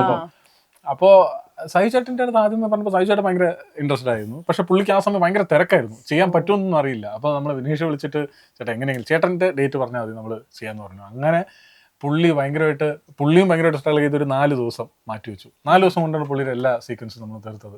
പുള്ളി ഭയങ്കര രസമായിരുന്നു. പുള്ളിയുടെ വർക്ക് ചെയ്യാൻ, അല്ലെങ്കിലും എല്ലായിടത്തും പറയുമ്പോൾ തന്നെ പുള്ളിയുടെ അടുത്ത് വർക്ക് ചെയ്യാൻ ഭയങ്കര സുഖമാണ്. പുള്ളി സെറ്റിൽ ഉണ്ടെന്നേ അറിയില്ല. ചിലപ്പോൾ നമ്മളിങ്ങനെ നിന്നിട്ട് അവിടെ നിന്നിട്ട് ഒരു ഷോട്ട് കഴിയുമ്പോഴത്തേക്കും നമ്മളെ ഉദ്ദേശം എന്തായിരിക്കും, പുള്ളി കാരവനിലോട്ട് പോകും, അടുത്ത സെറ്റ് ചെയ്യുമ്പോൾ പുള്ളി വരും എന്നാണ്. അപ്പൊ നമ്മൾ അവിടെ നിന്നിട്ട് അവിടെ മാറില്ല, ഇത് ലൈറ്റ് എന്താ വരാത്ത എന്നൊക്കെ പറഞ്ഞിട്ട് തിരിഞ്ഞു നോക്കാൻ പുള്ളി ഇവിടെ വയ്ക്കും. ഇതാരാന്ന് പറഞ്ഞ് തിരിഞ്ഞു നോക്കാൻ പുള്ളി ആയിരിക്കും അവിടെ നിൽക്കുന്നത്. പുള്ളി ഇങ്ങനെ കുട്ടികളോട്ടൊക്കെ സംസാരിച്ച് ഭയങ്കര കൂള് മനുഷ്യനാണ്, ഭയങ്കര രസമുള്ള മനുഷ്യൻ. ആ ഒരു 15 അല്ല 20 മിനിറ്റ് പുള്ളിയുടെ കയ്യിലാണ് പടം. പുള്ളിയാണ് കൊണ്ടുപോകുന്നത്. പുള്ളിയാണ് കൊണ്ടുപോകുന്ന ആ സമയത്ത്. പിന്നെ ഇതിന്റെ പാട്ട് ചെയ്തതിനെ പറ്റിയിട്ട് ഒരുപാട് പറയാനുണ്ട്. 2 എപ്പിസോഡായിട്ടൊക്കെ പോകേണ്ടി വരും. അതായത് ആദ്യം ചെയ്യുന്ന പാട്ട് കൺസൂജി തുമ്പാലാണ്, ഫസ്റ്റ് സോങ്. ആദ്യം തുടങ്ങുന്നത് കൺസൂജി തുമ്പാൽ. അപ്പൊ 4 പാട്ടായിരുന്നു. ഇതിൽ 5ാമത്തെ പാട്ട് ടു ബി ഫ്രാങ്ക് ഞാൻ ആഡ് ചെയ്തതാണ്. ലാസ്റ്റ് സോങ് ആയിരുന്നില്ല, അവിടെ സ്കോറിൽ തന്നെ പോകുന്നായിരുന്നു. അവസാനം പാട്ടാകാം, അത് പറഞ്ഞുതരാം. കൺസൂജി തുമ്പാൽ തുടങ്ങുന്നു. കൺസൂജി തുമ്പാലിന്റെ കമ്പോസിങ്ങിന് ഞങ്ങളെല്ലാവരും ഒരുമിച്ചിരിക്കുന്നു. നീ ഉണ്ടല്ലോ, അപ്പോൾ എല്ലാവരും ഉണ്ട്. അപ്പോൾ ഞങ്ങളുടെ ആക്ടർ കണ്ണൻ നായരുണ്ട്. ഞാൻ ഓൾറെഡി ഈ പാട്ട് ഞാൻ വേറൊരു സിനിമയ്ക്ക് വേണ്ടി ചെയ്തു വെച്ചൊരു ട്യൂണായിരുന്നു. പക്ഷെ ആ പടം നടന്നില്ല. അങ്ങനെ ശരിക്കും എൻ്റെ ആദ്യത്തെ സിനിമ, ഞാൻ സിനിമയിലോട്ട് വരാൻ തന്നെ കാരണങ്ങളിലൊന്ന് ഈ പാട്ടാണെന്ന് പറയാം. അതിലോട്ട് വരുന്നതിന് ഈ പാട്ടൊരു കാരണമാണ്. ഒരു സംഭവം. കാരണം ഒരു പാട്ട് ഞങ്ങൾ വെറുതെ ചെയ്തൊരു പാട്ട് വിവേക് ഒരു അവസ്ഥ കേൾക്കാൻ, അത് ഞാൻ അപ്പോൾ വേറൊരു സിനിമയിൽ കൊടുക്കായിരുന്നു. ആ പാട്ട് വിവേക് കേട്ടിട്ട് വിവേക് ആണെങ്കിലും അല്ലെങ്കിലും ഒന്നൊന്ന് ചേർന്ന പടത്തിൽ അത് വേണമെന്ന് ആവശ്യപ്പെടുന്നതുകൊണ്ടാണ് ഞാൻ അതിലോട്ട് എത്തുന്നത്. പിന്നീടാണ് അതിലേക്ക് എത്തുന്നത്. അപ്പോൾ ആദ്യം ഈ പാട്ട് കൊടുക്കാമെന്ന് പറഞ്ഞ ഡയറക്ടർ ഞാൻ പറഞ്ഞു നമുക്ക് ആ മൂഡിൽ വേറൊന്നും ചെയ്യാം. അതാണ് ഈ ട്യൂൺ. പക്ഷെ ആ സിനിമ നടന്നില്ല. ഞങ്ങൾ ഒരുപാട് ട്യൂൺസ് ഇങ്ങനെ വർക്ക് ചെയ്തോണ്ടിരിക്കുക. വിനേഷിനെ തൃപ്തിപ്പെടുത്തുക എന്ന് പറയുന്നത് കുറച്ച് കഷ്ടമാണ്. വിനേഷിനെ മാത്രമല്ല, ഇവരെല്ലാം തൃപ്തിപ്പെടുത്തണം. അപ്പൊ 5-6 പേരൊക്കെ ഇരിക്കുന്ന അവിടെ. എല്ലാരും മറ്റേ ഒരു സാധനം ചെയ്ത് വിനേഷ് ഇഷ്ടപ്പെടുമ്പോഴേക്കും ആനന്ദോ കണ്ണനോ പറയും ചേട്ടാ അതിനകത്തൊരു കുട്ടിത്തമില്ല. എടേ ഇപ്പൊ ഞാൻ കുട്ടിത്തത്തിനൊക്കെ എവിടെ പോകാനടേ എന്നാ പറഞ്ഞ് ഞാൻ അതിങ്ങനെ ചെയ്തോണ്ടിരിക്കുക. ഇവന്മാര് ഞാൻ എന്തോ വലിയ കിടിലാണെന്നാണ് എന്താ. അപ്പൊ ഞാനിങ്ങനെ ചെയ്യുക. അവസാനം ഞാൻ പറഞ്ഞു ഞാനൊരു ട്യൂൺ കേൾപ്പിക്കുക, നേരത്തെ ചെയ്തു വെച്ചാണ് എന്ന് പറഞ്ഞ് ആ ട്യൂൺ വിനേഷ് ഇഷ്ടപ്പെട്ടു. ഞാൻ പറഞ്ഞു ഒരു സാധനം ചെയ്യാം എന്ന് പറഞ്ഞ് വേറൊരു ട്യൂണോടെ ചെയ്തു. ഈ 2 ട്യൂണിൽ വിനേഷ് ലോക്കായി. വിനേഷ് ഇതിലേതെടുക്കും എന്ന് പറഞ്ഞപ്പോൾ കണ്ണനോട്ട് ഇരുന്നിട്ട്, കണ്ണനും ഞാൻ ഒരുമിച്ച് പഠിച്ചതാ സ്കൂളിൽ, മോഡൽ സ്കൂളിൽ. അപ്പൊ കണ്ണൻ പറഞ്ഞു അളേ ഒരു കാര്യം ചെയ്യും, നീ ആ സെക്കൻഡ് ട്യൂണിനെടുത്ത് ഇതിന്റെ അനുപല്ലവിയാക്കെന്ന് പറഞ്ഞു. ഞാൻ പറഞ്ഞു നടക്കുവോ നോക്കാന്ന് പറഞ്ഞു. ശരിക്കും അതാണ് ഇതിന്റെ അനുപല്ലവി. അത് വേറൊരു ട്യൂണാണ്, അതാണ് എന്റെ അനുപല്ലവി. കാരണം അനുപല്ലവി കേട്ടെന്ന് മനസ്സിലാവും. ഒരു അനുപല്ലവി കണ്ട ലെങ്ത് ഒന്നുമില്ല, പെട്ടെന്ന് അങ്ങ് തീരുന്നു. അത് കാരണം ഇതാ. പക്ഷെ അതൊരു പുതുമയുണ്ടായിരുന്നു, ഒരു രസം ഉണ്ടായിരുന്നു അതിനകത്ത്. അങ്ങനെ ഇത് പിന്നെ ലിറിക് എഴുതാൻ നമ്മള് വിനായകൻ ആദ്യമേ ഈ പാട്ട് വിനായകന് തന്നെ ഉറപ്പിച്ചതാണ്. വിനായക് എഴുതുന്നു. കൺസൂജി തുമ്പാൽ എന്ന വാക്ക് കേൾക്കുമ്പോൾ തന്നെ പിന്നെ ഞാൻ വിനേഷിനെ നോക്കിയതല്ല, ഇത് ഫിക്സ്ഡ്, ഇത് മാറ്റണ്ട. വിഷ്വല് കണ്ടാണ് വിനായക് എഴുതിയത്. അപ്പൊ അതിനകത്ത് മീനാക്ഷിയുടെ മുടി ഇങ്ങനെ ചുരുണ്ടിങ്ങനെ ഫുള്ള് കിടക്കും. അത് കണ്ടിട്ടാണ് അതിനെ മുന്തിരിവള്ളിയുമായി കണക്ട് ചെയ്തിട്ടാണ് ഒരു ലിറിക്കിനകത്ത് ഇട്ടുണ്ട്. മുന്തിരിവള്ളി ഇങ്ങനെ കിടക്കുന്നത്. അപ്പോ പിന്നെ ട്യൂൺ ചെയ്ത് വന്നപ്പോഴേക്കും പിന്നെ സൂരജ് സന്തോഷ് അല്ലാതെ വേറെ ഓപ്ഷൻ ഇല്ല പാടാൻ. പിന്നെ അതിന്റെ പാട്ടിലെ ഇൻസ്ട്രുമെന്റേഷനിൽ വന്നിട്ടുള്ള ഒരു കാര്യം, ഇതൊരിക്കലും ഒരു കിക്ക്, ഡ്രംസ് അങ്ങനെയുള്ള സാധനങ്ങളൊന്നും വേണ്ട എന്ന് തീരുമാനിച്ചു. ഡെസ്കിൽ തട്ടുന്ന പോലെ കേട്ടാ, ഒരു റോ ആയിട്ട് കേട്ടാൽ മതി, ഭയങ്കര കളറേഷൻസ് ഇല്ലാതെ. അപ്പോൾ അതിന് പെർക്യൂഷൻ വായിക്കാൻ വന്ന് ചാരു ഹരിഹരൻ, നമ്മുടെ പഴയ സിംഗർ ബി അരുന്ധതി ആന്റിയുടെ മകളാണ്. അവളിപ്പോ എന്ന് വെച്ചാല് കീരവാണി സാറ്, തമൻ അവരോടൊക്കെ വർക്ക് ചെയ്യുന്ന ആള് ജയഹിരോടും വർക്ക് ചെയ്തു. അപ്പോ അങ്ങനെ വളരെ അടുത്ത സുഹൃത്താണ്. അപ്പോ ചാരു വന്ന് വർക്ക് ചെയ്യുന്നു. ചാരു വർക്ക് ചെയ്തപ്പോ ഈ സൗണ്ട് കിട്ടാൻ വേണ്ടിയിട്ട് അവള് ഡെസ്കിൽ തട്ടി ഗഞ്ചിറ ട്യൂണിങ് മാറ്റി തട്ടി, കയ്യിൽ കിട്ടിയ എല്ലാത്തിലും തട്ടി, അവസാനം ഒന്നും തട്ടാൻ വേണ്ടുന്നുണ്ട് ഗിറ്റാർ എടുത്ത് കമഴ്ത്തി വെച്ചാൽ തട്ടി. ഞാൻ അവിടെ ഉണ്ടായിരുന്ന എന്റെ മുതുകത്തോട് തട്ടുമായിരുന്നു എനിക്ക് തോന്നിപ്പോയി. അത്രയ്ക്ക് തട്ടി, അങ്ങനെയാണ് ഈ സൗണ്ട് ഉണ്ടാക്കിയത്. പിന്നെ ഇതിനകത്ത് വിസനിക്കുണ്ട് സെക്കൻഡ്, അത് ചെയ്തിരിക്കുന്നത് ഞങ്ങളുടെ വയലിനിസ്റ്റാണ്. കണിയാനെ പിടിച്ച് തെങ്ങി കയറ്റാൻ അവരോടൊക്കെ ചെയ്തിട്ടുണ്ട് ഇതിനകത്ത്. ഇതിന്റെ ഇടയ്ക്ക് ഒരു ബാക്ക്ഗ്രൗണ്ട് മ്യൂസിക്കിൽ ഒരു സാധനം ഉണ്ട്. അത് പുള്ളി മറ്റേ ട്രാക്ക് പാന്റിന്റെ മറ്റേ ഇതില്ലേ ലേസ്, അതിന്റെ അകത്ത് ഒരു ചെറിയ സിൽവർ തിങ് ഉണ്ടല്ലോ, അത് വെച്ച് അടിച്ചടിച്ചൊക്കെയാണ്. അതായത് ജോണിയന്റെ ചേട്ടൻ ഇതിനകത്ത് കോമഡി ടൈം കോമഡി ടൈം. അപ്പൊ ഈ കോമഡി ടൈമിൽ പുള്ളി 1 മിനിറ്റ് ടെസ്റ്റ് ചെയ്തിട്ടുണ്ട്. ഇത് അലറടയ്ക്ക് പുള്ളി നിർത്തും. അപ്പൊ എനിക്ക് ആ ടൈമിന്റെ ഞങ്ങൾ ഒരുപാട് സാമ്പിൾസ് നോക്കി, ഒന്നും എനിക്ക് അങ്ങോട്ട് വർക്കായില്ല. അങ്ങനെ നിന്നപ്പോൾ ചുമ്മാ ഇരുന്ന് നിഷാദ് എന്ന് പറയുന്ന എന്റെ പ്രോഗ്രാമർ, അവൻ ചുമ്മാ ഇരുന്ന് ഇങ്ങനെ തട്ടിയപ്പോ എനിക്കത് ഇഷ്ടപ്പെട്ടു. അതിന്റെ വീഡിയോ എവിഡൻസ് ഉണ്ട്, ഞങ്ങൾ ഇടുന്നുണ്ട്. അതെ, അവൻ ഇത് ഇങ്ങനെ റെക്കോർഡ് ചെയ്യുന്നു, വീഡിയോ എവിഡൻസ് ഉണ്ട്.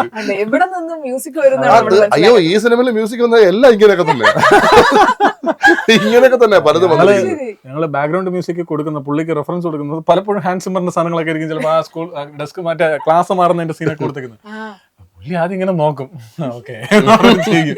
അപ്പൊ നമ്മള് പക്ഷെ വേറൊരു കാര്യമുണ്ട്, പുള്ളി ഒരു വലിയൊരു ക്വാളിറ്റി. നമ്മൾ പറഞ്ഞു ചേട്ടാ അത് വർക്കായില്ല എന്ന് മാറ്റാം, വേറെ ഇടാം, അപ്പം തന്നെ വേറെ ഇട്ടുള്ളൂ. അത് കഴിഞ്ഞ് പുള്ളി ഒരെണ്ണം മാത്രമാണ് ഞാൻ പ്രാർത്ഥിച്ചു, ദൈവമേ ഇവര് കറക്ഷൻ പറയല്ലേ എന്ന്. കാരണം രാവിലെ വൈകുന്നേരം 6 മണി തൊട്ട് അടുത്ത ദിവസം വെളുപ്പിന് 4 മണി വരെ ഈ ട്യൂൺ മാത്രം ചെയ്തുകൊണ്ടിരുന്നു. എന്റെ ഒരു പ്രോഗ്രാമർ ധീരസുകുമാരൻ പിണങ്ങിപ്പോയി. ഞാൻ നാളെ വരാം, ഞാൻ വീട്ടിൽ പോകുന്ന വീട്ടിൽ പോയവൻ. പിന്നെ നിഷാദും സനു ഗിറ്റാറിസ്റ്റും എന്നെ ഇനി പറയാനൊന്നുമില്ല, ചേട്ടാ നിങ്ങൾ ഒരെണ്ണം ഉറപ്പിക്കുക കേട്ടോ, ഇത് നമ്മൾ ചെയ്തോണ്ടിരുന്നാ പറ്റുമോ എന്നൊക്കെ പറഞ്ഞ് അവസാനം 4 മണിയായപ്പോൾ ഞാൻ പറഞ്ഞു ഓക്കെ ഇത് നിർത്തിക്കോ, ഇത് വിനേഷ് മാറ്റാൻ പറഞ്ഞെങ്കിൽ മാത്രം മാറ്റാന്ന് പറഞ്ഞു.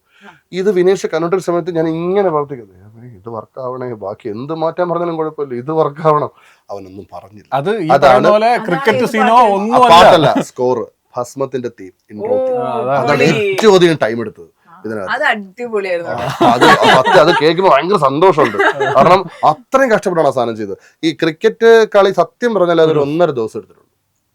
അതായിരിക്കും ഞാൻ ഏറ്റവും ടൈം എടുക്കുന്നു വിചാരിച്ചു. പക്ഷെ അത് അത്ര ടൈം എടുത്തില്ല, സ്മൂത്ത് ആയിട്ട്. ചേട്ടന്റെ ഒരു രീതിന്റെ അങ്ങനെ ഇപ്പം ഞാൻ കേട്ടിട്ടുണ്ട്, പെട്ടെന്ന് മ്യൂസിക് ചെയ്തതെന്ന് പറയുമ്പോ നമ്മൾ തന്നെ ഞെട്ടിപ്പോയി. കാരണം ഇപ്പോഴും നമ്മള് പവിഴമഴയിലെ ആ 3 പാട്ടുകൾ ഏറ്റവും എളുപ്പം ചെയ്ത പവിഴമഴയാണ്. ആറ്റുതൊട്ടിലാണ് ഏറ്റവും പ്രയാസപ്പെട്ടത്. 6 or 7 ട്യൂൺ. അത് ഈ വിനേഷിനേക്കാളും ബുദ്ധിമുട്ടാണ് വിവേകിന് ഓക്കെ ആക്കാന്ന് പറയുന്നത്. വിവേകിന് ചെറിയ ഒരു ഗിറ്റാറിന്റെ ടോണില് ഒരു ഫ്രെറ്റ് നോയ്സ് ഒക്കെ ഇട്ട് അതുപോലെ വിവേകിന് ഭയങ്കര പ്രശ്നമാണ്. അതെ, പെർഫെക്ഷനിസത്തിന്റെ അങ്ങേ അറ്റമാണ് വിവേക്. അത് ഹരി അതെനിക്ക് വർക്കായില്ല, അതായത് ഒരു ഫ്രെറ്റ് നോയ്സ് കേട്ടാൽ തന്നെ അയാൾ പറയുന്ന പാട്ട് മൊത്തം വർക്കായില്ലെന്നാണ്. അങ്ങനെയൊക്കെ പറഞ്ഞു കളയും. വല്ലാത്തൊരു മനുഷ്യനാ വിനേഷ്. പിന്നെ കുറച്ചുകൂടെ റീസണബിൾ ആണ്. അവൻ പറയുന്നെങ്കിൽ ചേട്ടാ അതിൽ ഈ സാധനമുണ്ട്, ഇത് നമുക്ക് വർക്കായില്ല. ഇതിനകത്ത് ഒരു ക്യാരക്ടർ, അതാരും ഞാൻ പറയുന്നില്ല, ഒരു ക്യാരക്ടർ കാലിങ്ങനെ എടുത്ത് വയ്ക്കുന്ന ഒരു സീനുണ്ട്. അവിടെ ഞാനൊരു സിമ്പിൾ മ്യൂസിക് ഇട്ടത്. അവൻ പറഞ്ഞു ചേട്ടാ അതല്ല, പൊലിപ്പിക്കണം, അവിടെ നന്നായിട്ട് കേറണം ആ സാധനം. അത് നമ്മള് കാലയിലൊക്കെ വരുന്ന സാധനം അതാണ് വേണ്ടത്.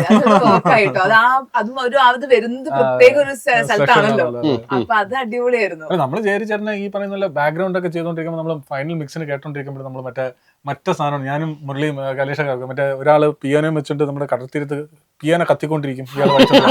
ആ മീമാണ് അത് ശംഖുമുഖത്ത് വെച്ച് ഷൂട്ട് ചെയ്യാനൊക്കെ പിയാനോ വിട്ടാത്തത് ഭാഗ്യമായി. അങ്ങനെയൊക്കെ ഞാനും കത്തിപ്പോയാണ്. നമ്മള് ജ്യോതിർമയി എന്നാണ് വിളിച്ചോണ്ടിരുന്നത്.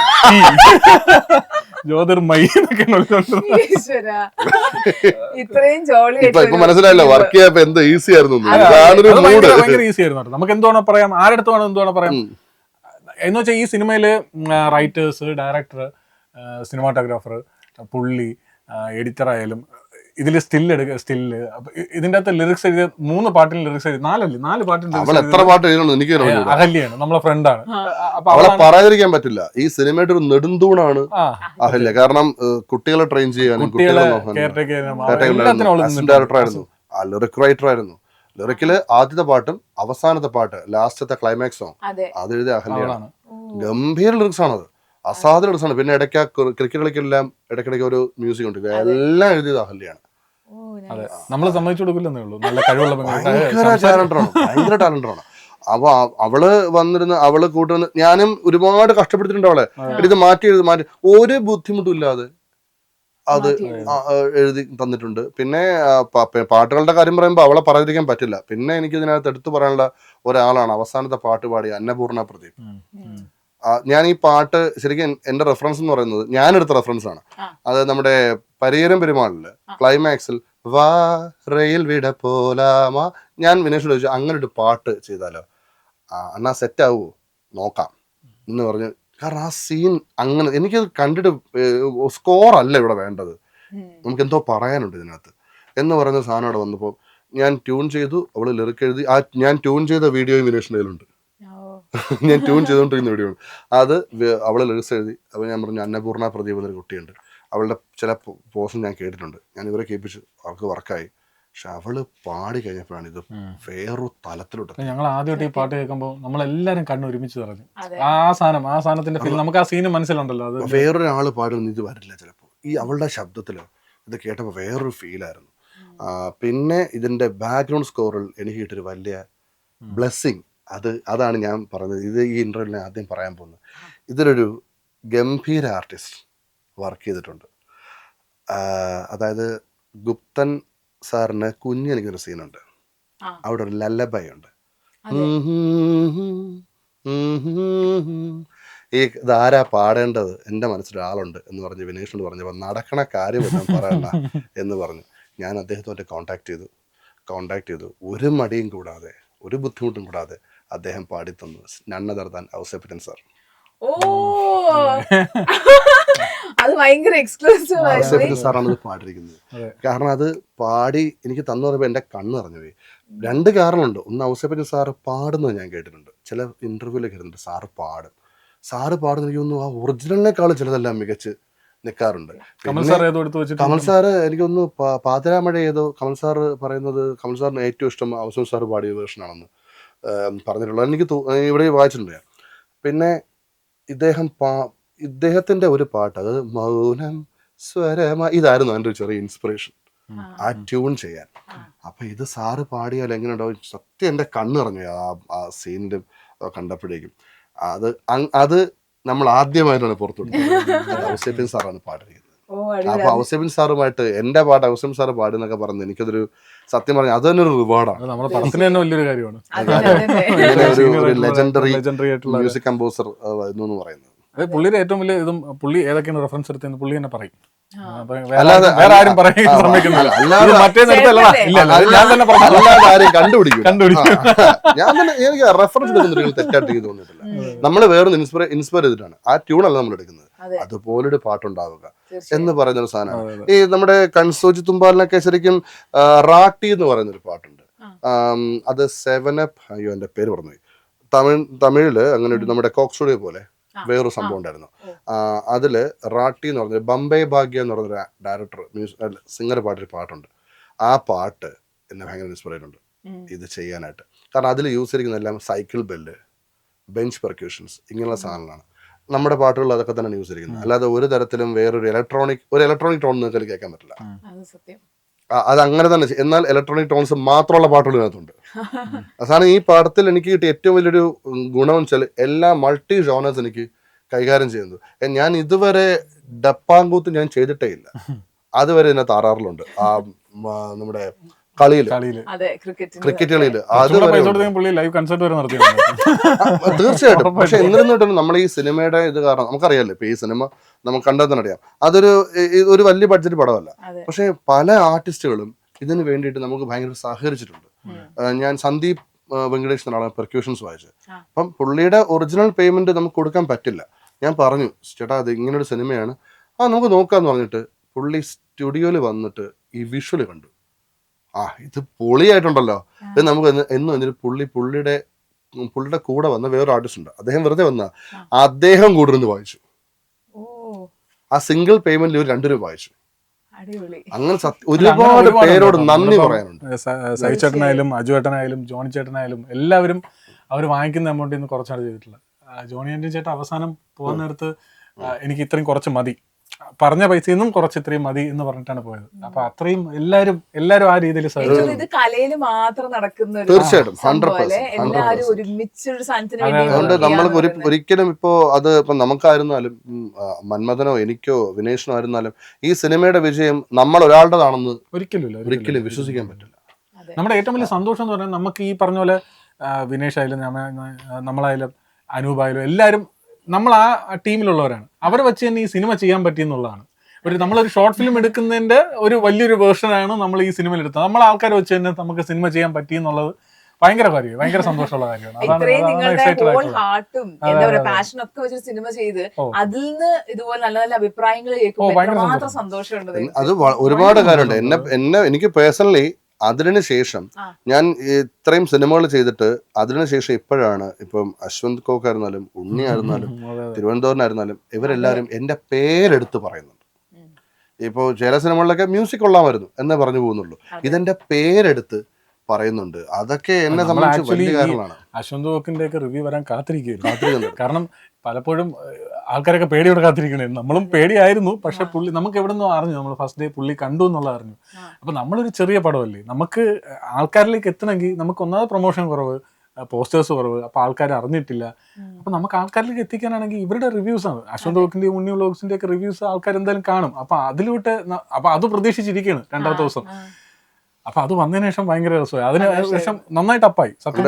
ശരിക്കും പറയണമെങ്കിൽ മറ്റുള്ളവർ പറയുന്നതിനേക്കാളും വിപരീതമായിട്ട് ഞങ്ങൾക്ക് അവരോട് നന്ദിയാണുള്ളത്.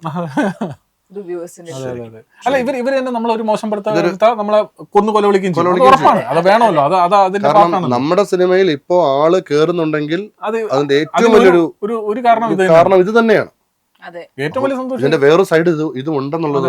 തീർച്ചയായിട്ടും ഞാൻ തന്നെ എത്രയോ പേര് പറയുന്നത് കേട്ടിട്ടുണ്ട്. അതായത് ഇപ്പം അശ്വന്ത് കോക്ക് എന്നിങ്ങനെ പേര് എടുത്തിട്ട് പുള്ളിയുടെ റിവ്യൂ കണ്ടിട്ട് പോകാം, അല്ലെങ്കിൽ പുള്ളി പറഞ്ഞു കഴിഞ്ഞാൽ ഒരു സീലാണ് എന്നുള്ളൊരു അവസ്ഥയുണ്ടല്ലോ. അതൊക്കെ നമ്മൾ ഒരുപാട് ഹെൽപ്പ് ചെയ്തിട്ടുണ്ട്. പിന്നെ വലിയൊരു സംഭവം ഭരദ്വാജ് അങ്കൻ പടം കണ്ടിട്ട് ഭയങ്കരമായിട്ട് അഭിപ്രായം പറഞ്ഞു. അത് നമ്മൾ ഒട്ടും പ്രതീക്ഷിച്ചില്ല. അത് ഭയങ്കര നമ്മളൊട്ടും പ്രതീക്ഷിച്ചില്ല. ഫസ്റ്റ് ഡേ നമ്മള് സത്യം പറഞ്ഞ സിനിമ കണ്ടിട്ട് കൊച്ചിയിൽ നിന്ന് നമ്മൾ തിരിച്ച് തിരുവനന്തപുരത്തോട്ട് പോകുമ്പോൾ നമ്മൾ മനസ്സിലൊരു സാധനം വെച്ചിരുന്നു, ഈ പടം ഇങ്ങനെയൊക്കെ ആയിരിക്കും ഓടാൻ പോകുന്നത്, 4 ദിവസത്തിനപ്പുറത്തേക്ക് പോയാൽ വലിയ ഭാഗ്യം എന്നൊക്കെ. അത് ഇപ്പോഴും ആ അവസ്ഥ വലിയ മാറ്റമൊന്നുമില്ല. പക്ഷെ എന്നാലും അവിടെ നിന്ന് നമ്മൾ ഇവിടം വരെയൊക്കെ എത്തി എന്ന് പറയുമ്പോൾ ഭയങ്കര സന്തോഷം ഉണ്ടായിരുന്നു. രംഗൻ സാറിന്റെ ഇത് വായിക്കുന്ന സമയത്ത് എനിക്ക് സന്തോഷം പേടിയൊക്കെ ഉണ്ടായി. കാരണം ഞങ്ങള് വണ്ടി പോയിക്കൊണ്ടിരിക്കുക, ഇവനെ വണ്ടി ഓടിക്കുന്നത്, ഇവനാ എക്സൈറ്റ്മെന്റ് കാരണം വണ്ടിയുടെ കൺട്രോൾ പോകുമെന്നൊക്കെ എനിക്ക് പേടിയിട്ടായിരുന്നു.